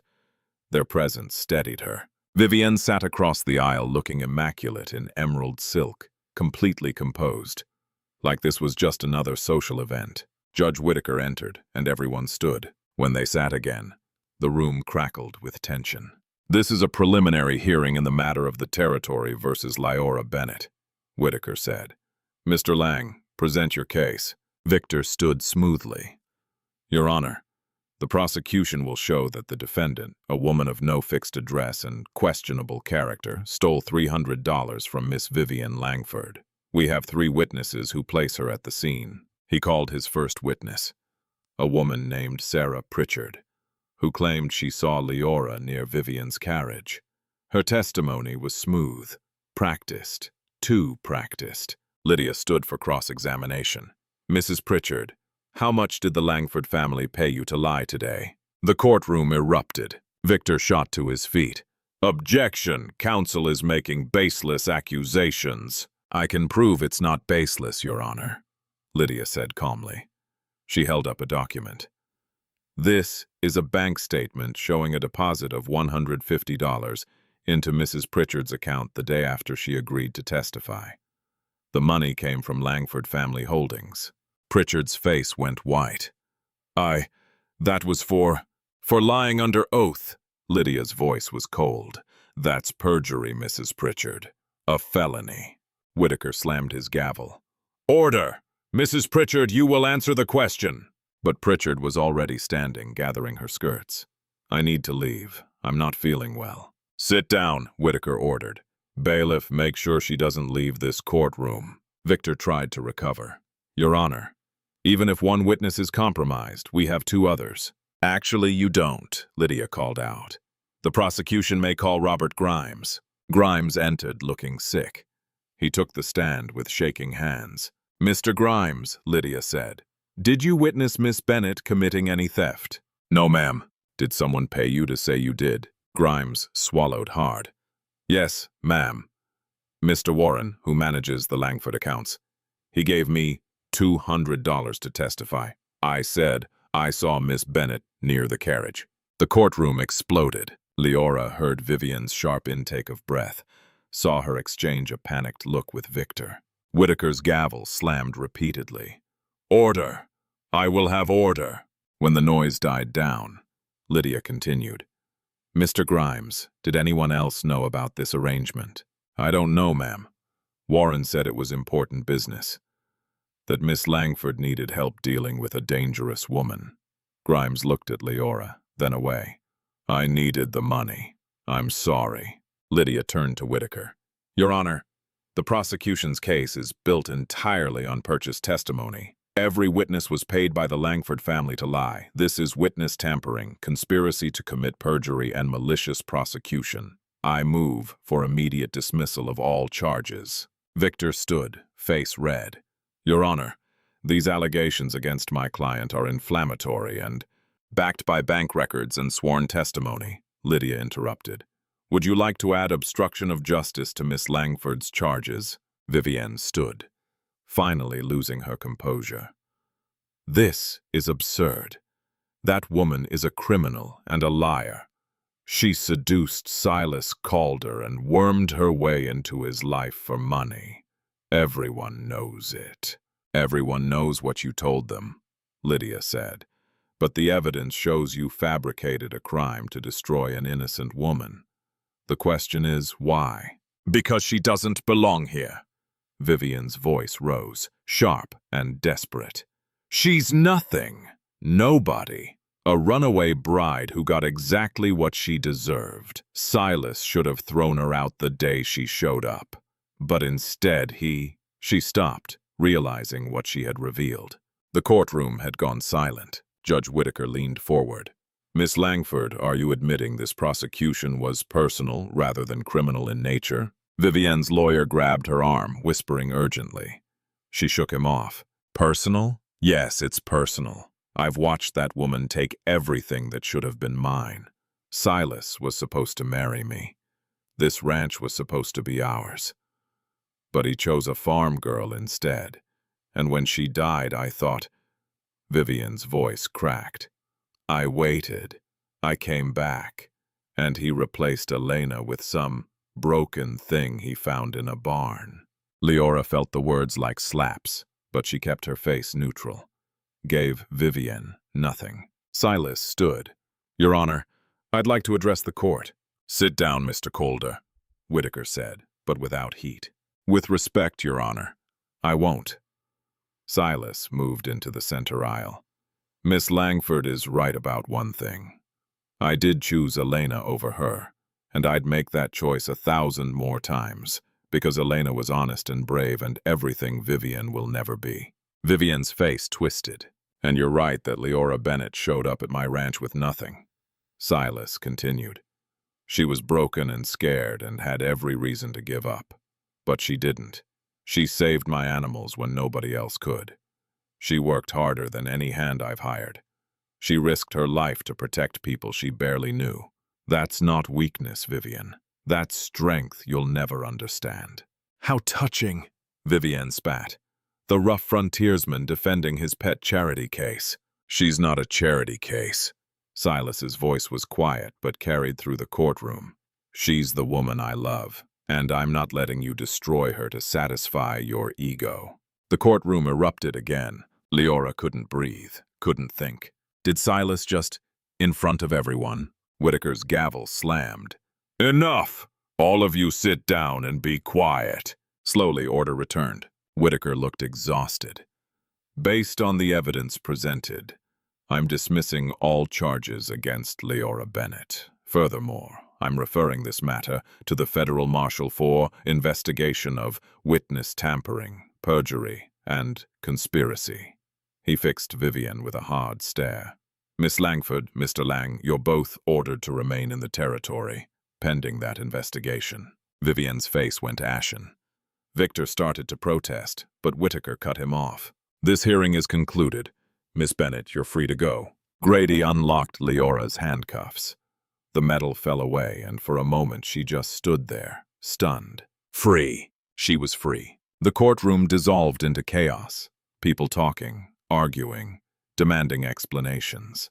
Leora pushed through the crowd, not looking at anyone, just needing air. Outside, she leaned against the courthouse wall and gulped down deep breaths. The autumn sun was warm on her face. She could hear birds singing. She was free. Leora! She turned. Silas stood a few feet away, looking uncertain, like he wasn't sure she wanted him near her. "You told the whole town you love me," Leora said. Her voice shook. "I did. That's going to cause problems, more gossip, make things harder. I know. Vivian's father will come after you now, after the ranch. He won't let this go. Probably not." Silas stepped closer. "But I meant what I said. Every word." Leora's eyes burned. "I don't know if I can love you back. I don't know if I'm capable of that anymore. Jasper broke something in me."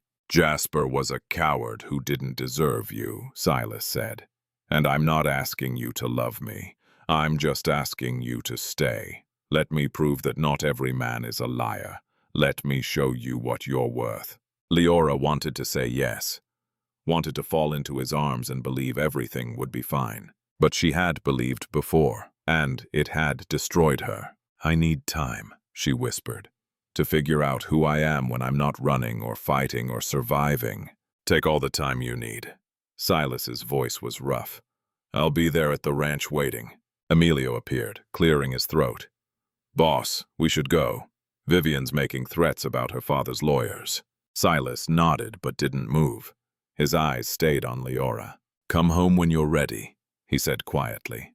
Then he turned and walked away, leaving Leora standing alone in the afternoon sun. She watched him go. This man who had risked everything to save her. This man who told a courtroom full of people he loved her without hesitation.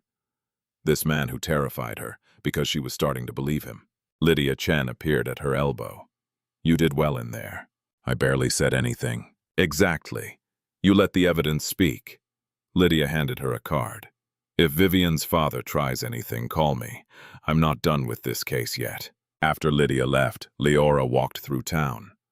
People stared, but nobody spoke to her. The whispers followed her like shadows. She ended up at the general store. Howard Beckett looked up nervously when she entered. "Miss Bennett, I heard about the trial. Congratulations." Leora nodded. "I need supplies, trail rations for a few days, and a map of the territory." Howard's eyes widened. "You leaving?" "Maybe. Haven't decided yet." She paid with the small wages Silas had given her before the arrest and walked out carrying the supplies. The map crinkled in her pocket. A promise of escape. She could leave right now. Just walk away from this town, this ranch, this complicated man who had upended everything she thought she knew about trust. But as she stood on the town's main street, watching the sun sink toward the mountains, Leora thought about Mist waiting in her stall, about Emilio's quiet respect and Wren's grudging friendship, about fence lines needing repair and cattle that would get sick again without someone who understood them, about Silas's voice saying, "The woman I love," like it was simple truth instead of terrifying complexity. Leora looked at the road leading out of town. Then she looked at the road leading back to the ranch. She stood there for a long time, trying to decide which direction would hurt less. Finally, she started walking. Leora walked toward the ranch, not away from it. She hadn't consciously decided. Her feet just carried her in that direction, while her mind churned through fear and possibility. The sun dropped lower, painting the hills in shades of copper and gold, and she kept walking. By the time the ranch came into view, full dark was settling. Lamplight glowed in the main house windows. Leora could see figures moving inside, probably Silas and the hands eating dinner, talking about the day. Normal things like her world hadn't just been shaken apart and reassembled into an unfamiliar shape.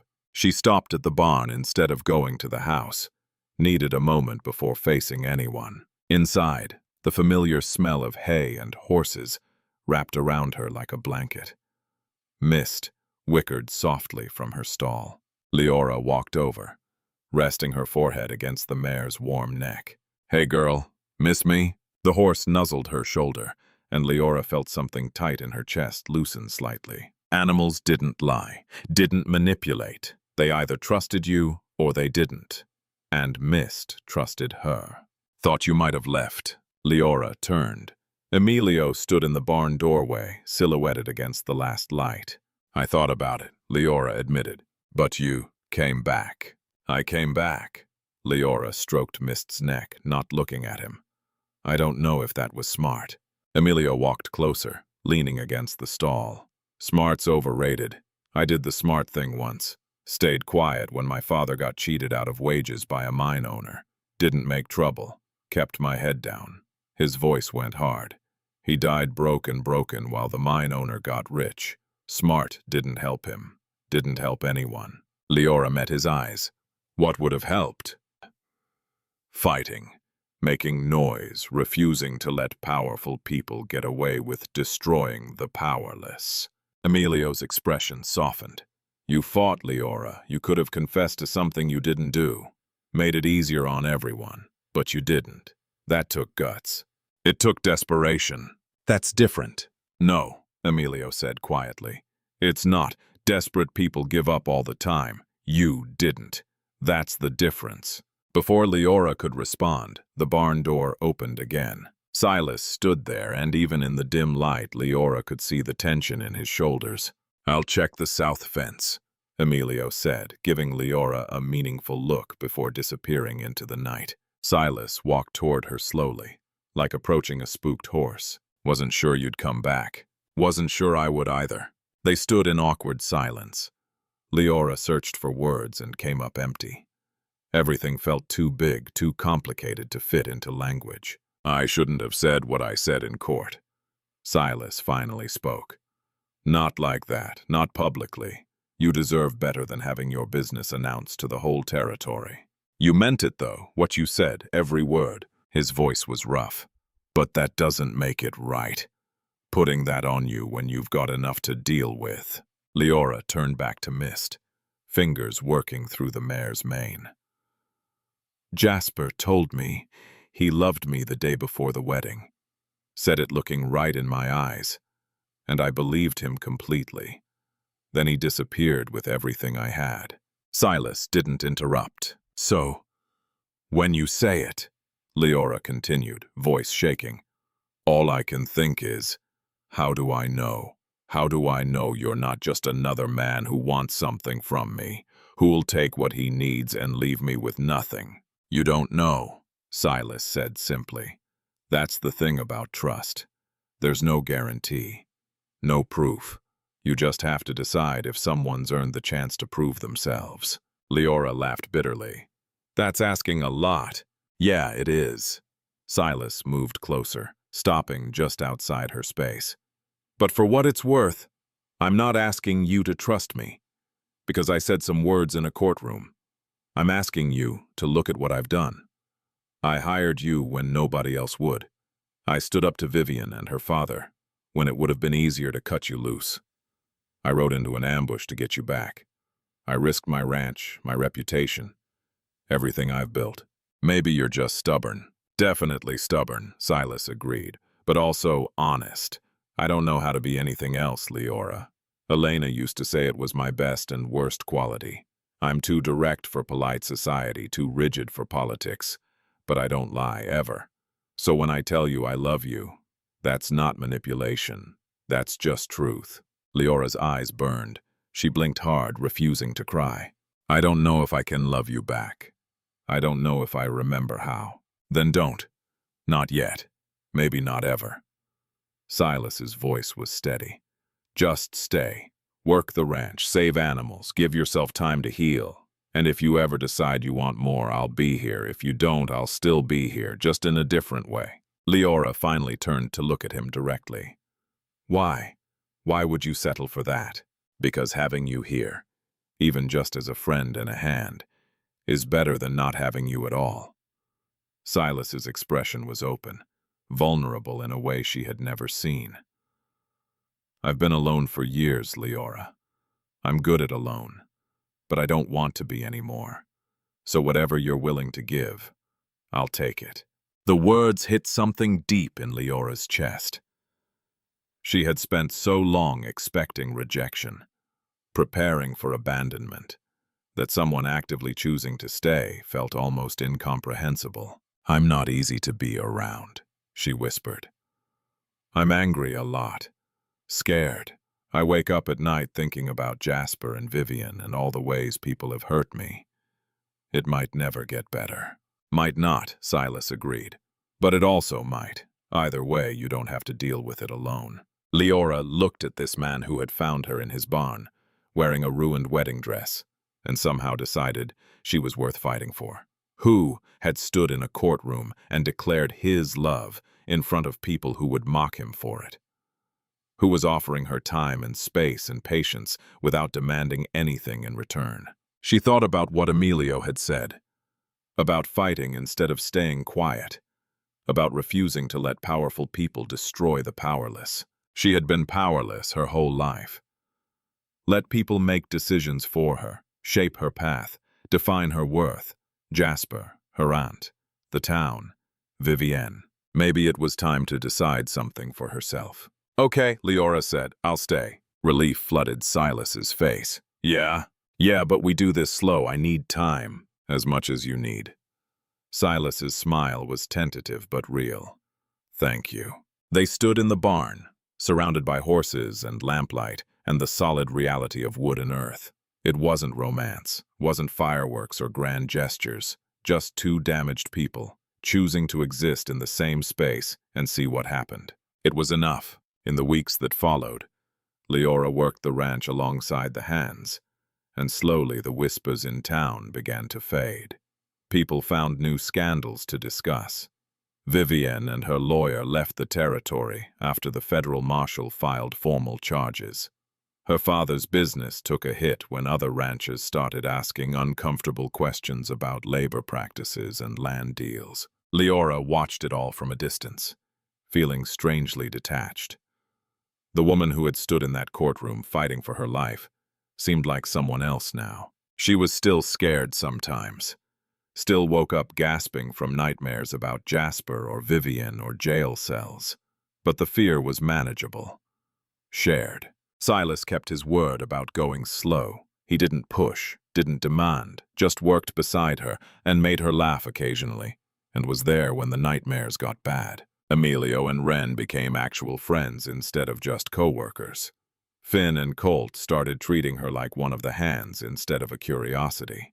The ranch felt less like a refuge and more like home. Sometime after the trial, Leora was working in the barn when she heard unfamiliar voices.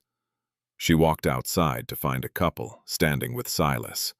Young, dressed in traveling clothes, looking exhausted. "Leora," Silas called. "Come here a minute." She approached cautiously. The woman had a baby wrapped against her chest, only a few months old. The man held a small girl by the hand, no more than 5 years old. "This is David and Ruth Morrison," Silas said. "Their ranch burned down recently. Lightning strike. They've got nowhere to go." Leora saw it immediately. The desperate hope in their eyes. The shame of having to ask for help. She recognized that look. Had worn it herself not long ago. "The bunkhouse has space," Leora said before Silas could continue. "And we need extra hands for spring branding anyway." Ruth's eyes filled with tears. "We can't pay much, not until we rebuild." "Room and board plus wages," Leora said firmly. "Same as everyone else." David looked at Silas. "That acceptable to you, Mr. Calder?" Silas's eyes met Leora's, something warm and proud in his expression. "Leora runs the hiring now. If she says you're in, you're in." After the Morrisons settled into the bunkhouse, Silas found Leora in the barn again. "You didn't have to do that," he said. "Yes, I did." Leora didn't look at him, focusing on brushing Mist's coat. "Someone gave me a chance when I needed it. Seemed right to pass it along. You know they might not work out, might cause problems." "Might," Leora finally turned to face him. "But probably they'll be fine. People usually are when you give them a shot." Silas studied her face. "You're different since the trial." "How?" "Stronger, more settled." He moved closer. "Like you finally believe you deserve to be here." Leora considered that. Maybe he was right. She didn't wake up every morning waiting for someone to throw her out anymore. Didn't apologize for taking up space. The change was subtle, but real. I learned something, she said slowly. About myself, about people. What's that? That running doesn't actually solve anything. I ran from town, ran from my aunt, even thought about running from here. Leora set down the brush. But the thing about running is you take yourself with you. The fear, the shame, the damage. It doesn't matter where you go, you're still you. So what's the solution? Standing still long enough to heal. Letting people help. Fighting for what matters instead of just surviving. Leora met his eyes. You taught me that, you and Emilio and Ren and everyone here. You showed me what it looks like when people actually mean what they say. Silas's throat worked. Leora wasn't done. I said I needed time, and I did. But I've had it now. And I've been thinking about what you said in court. About loving me. Silas went very still. Yeah, Leora said. I think I might love you too. I don't know for sure. I've only loved one other person, and that was my mother, so I don't have much reference. But when I think about leaving here, about not seeing you every day, it hurts. And when Vivian tried to take you away from me, I wanted to burn her whole world down. So if that's love, then yeah, I love you, love. Silas's expression cracked open into something raw and hopeful. You sure? Because you don't have to say it just because I did. There's no pressure. Leora kissed him. It wasn't practiced or smooth. She was out of practice and nervous, and her hands shook when they gripped his shirt. But Silas's arms came around her, solid and sure, and for the first time since Jasper Crow had destroyed her faith in men, Leora felt safe in someone's embrace. When they finally pulled apart, both breathing hard, Silas rested his forehead against hers. I'm going to mess this up sometimes, he said roughly. I'm stubborn and blunt, and I work too much. Elena used to say I had the emotional range of a fence post. Leora laughed despite herself. I'm damaged and scared, and I don't trust easy. We're both disasters. Perfect match then. They stood in the barn holding each other while the horses shifted in their stalls, and late afternoon light slanted through the boards. It wasn't a fairy tale. Wasn't perfect or uncomplicated. Just two broken people, choosing to be broken together and see if they could build something new from the pieces. Leora thought about the woman who had stumbled into this barn months ago, terrified, alone, convinced she had nothing left worth saving. That woman would never have believed this moment was possible. But people could change, grow, learn to trust again despite every reason not to. Maybe that was the real gift the frontier gave her. Not freedom from pain, but the space to transform it into something else, something harder and more resilient. Sometime later, on a cold spring morning with frost still clinging to the grass, Leora and Silas stood in front of a small crowd in the ranch yard. Not a church this time, no fancy dress or elaborate ceremony, just Leora in a simple blue dress that had belonged to Elena, and Silas in his best clothes with his hair actually combed for once. Emilio stood as witness along with Ren, both looking pleased in their different ways. The Morrisons were there with their children, Finn and Colt, a few ranchers from neighboring properties who had become allies after Vivian's scandal broke. The minister was the same one who would have married Leora to Jasper Crow. He had apologized for believing the lies, and Leora had accepted because holding grudges was exhausting and life was too short. Do you, Silas Calder, take Leora Bennett to be your lawfully wedded wife? I do. And do you, Leora Bennett, take Silas Calder to be your lawfully wedded husband? Leora looked at Silas's face, weathered and honest and completely hers, thought about the journey that had brought her here, the betrayal and pain and desperate fight for survival, thought about the woman she had been, and the woman she was becoming. I do. The minister smiled. Then by the power vested in me by the territory. Now pronounce you husband and wife. You may kiss your bride, Mr. Calder. Silas did so thoroughly while the small crowd cheered and whistled. When they finally broke apart, Leora was laughing and crying at the same time. This was what a real wedding felt like. Not performance or spectacle, but commitment. Choosing someone every day, even when it was hard, especially when it was hard. The celebration afterward was simple. Food and dancing in the yard. Leora found herself pulled into conversations with people who had shunned her months ago but were friendly now. Forgiveness came easier when you stopped being scandal and became success. Later, when the sun was setting and most people had drifted away, Leora stood at the paddock fence, watching Mist and the other horses graze. Silas appeared beside her, draping his jacket over her shoulders against the evening chill. "Happy?" he asked. Leora considered the question seriously. Was she happy? Not in the uncomplicated way she had imagined happiness as a girl. Not the fairy tale version where everything was perfect and nothing hurt. But there was peace in knowing she had survived the worst and come out stronger. Satisfaction in the ranch she had helped save, the animals she had healed, the people she had earned respect from through hard work instead of charm.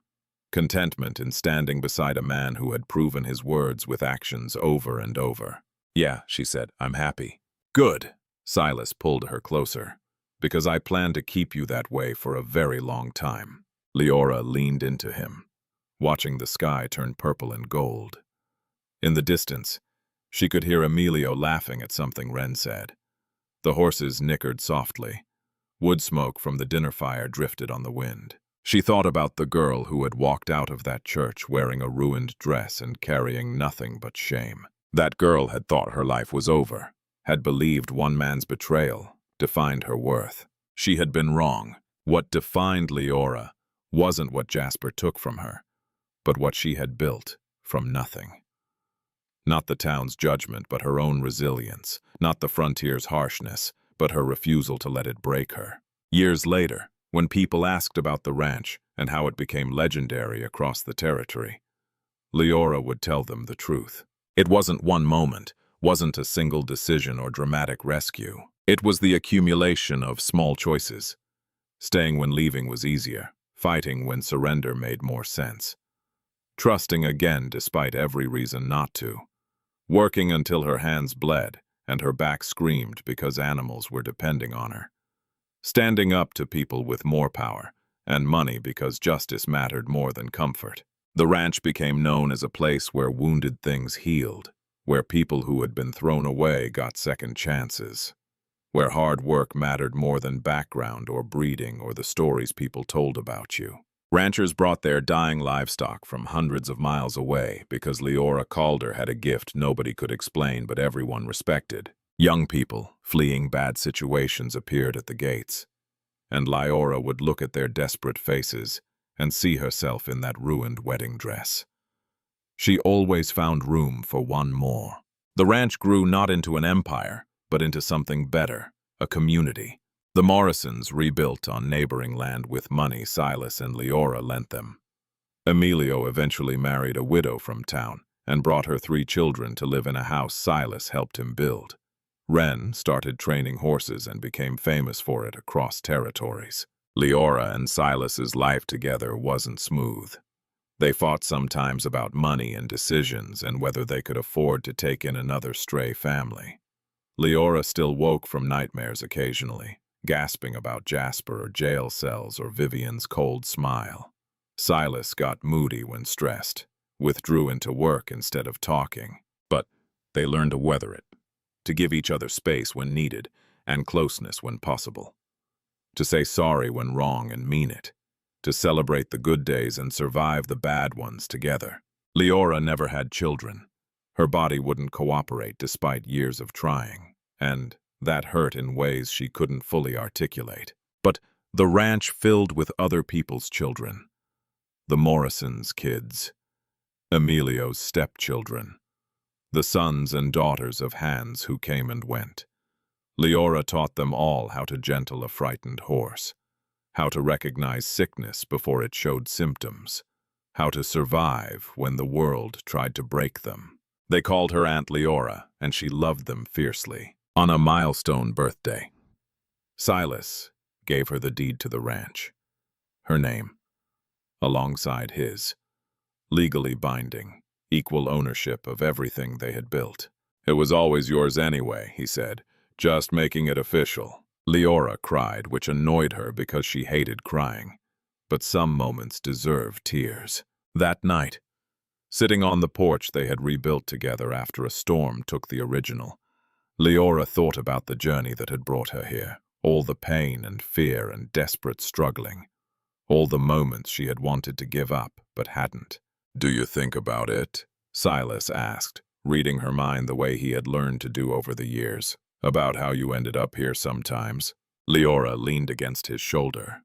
"I used to think Jasper Crow ruined my life, that being abandoned at that altar was the worst thing that could happen to me. And now—" She paused. "Now, I think he accidentally saved me." Silas was quiet for a moment. "If he'd married me, I would have spent my whole life trying to be what he wanted, trying to fit into his world, his plans. I would have been miserable and never known why." Leora's voice was quiet.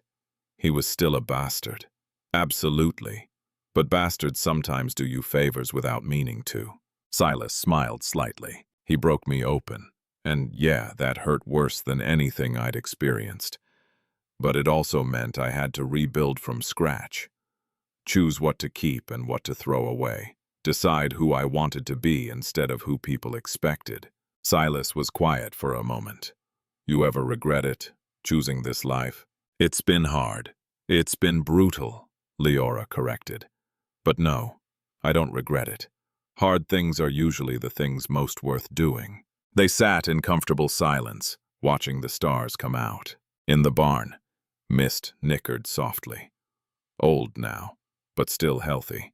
Leora had promised her that the mare would live out her days in peace, and she had kept that promise. She had kept a lot of promises over the years, to herself, to Silas, to the people who depended on the ranch for survival. That's what love was, Leora had learned, not the butterflies and wooents of young infatuation, though she and Silas had that sometimes too. But the daily choosing, the showing up even when tired, the fighting for each other and with each other and alongside each other, the refusing to quit even when quitting would be easier. Years after Leora first stumbled into Silas's barn, a young woman appeared at the ranch gate. She was maybe 19, wearing a dress that had once been nice, but was now torn and filthy. Her face was bruised. Her eyes held the same desperate emptiness Leora remembered feeling. "Please," the girl whispered, "I need help. I have nowhere else to go." Leora looked at her and saw herself, saw every person who had ever been broken and discarded, and told they deserved it. "Come inside," Leora said gently. "You're safe here." She led the girl to the house, sat her down, got her food and water, listened to her story. Another man, another betrayal, another escape. The details were different, but the shape was the same. When the girl finished talking, she looked at Leora with hollow eyes.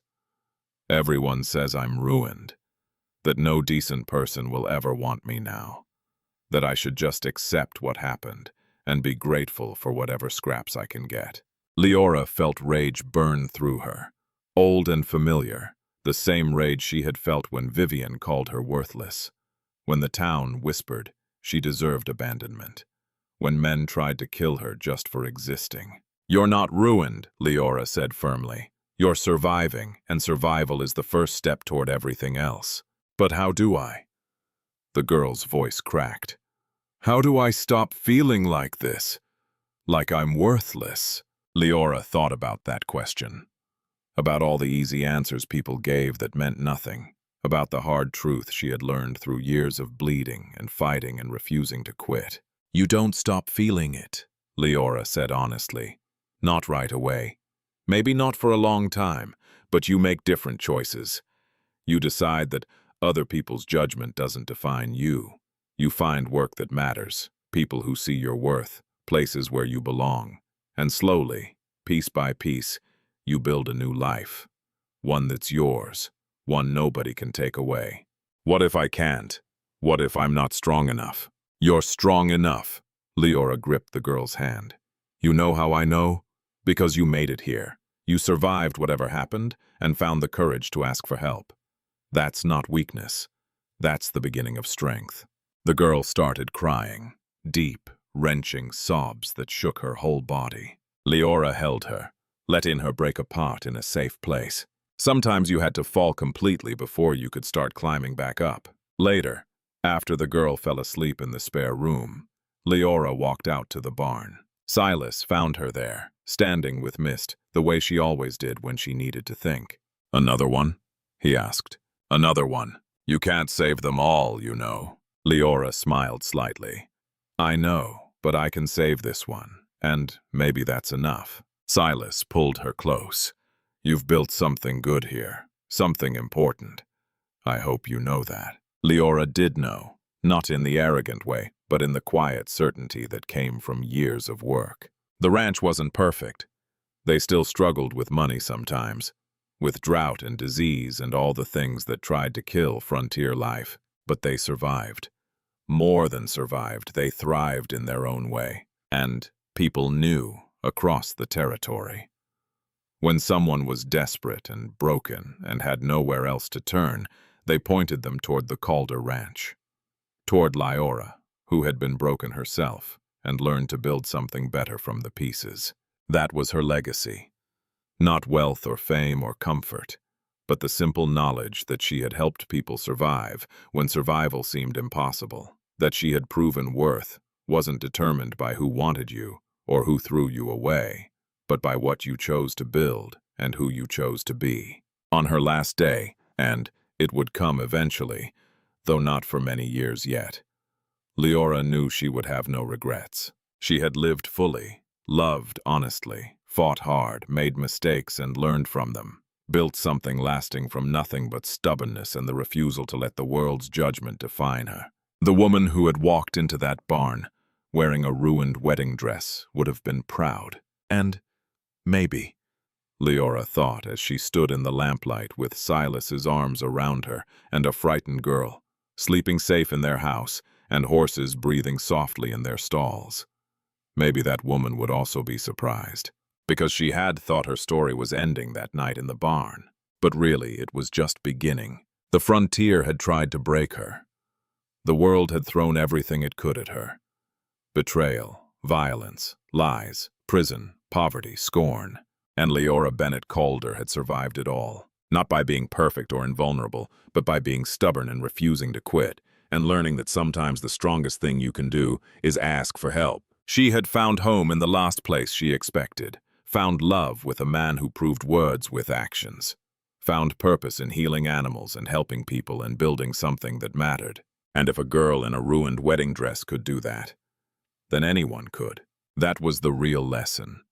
The one Leora would spend the rest of her life teaching to every broken person who stumbled through her gates. You're not defined by what breaks you. You're defined by what you build afterward. And sometimes the thing that nearly destroys you ends up being exactly what you needed to become, who you were always meant to be. Leora smiled into the darkness, holding tight to the man she loved and the life she had earned through blood and sweat and sheer determination. The barn door stood open behind her, the same door she had stumbled through all those years ago. But she wasn't stumbling anymore. She was home.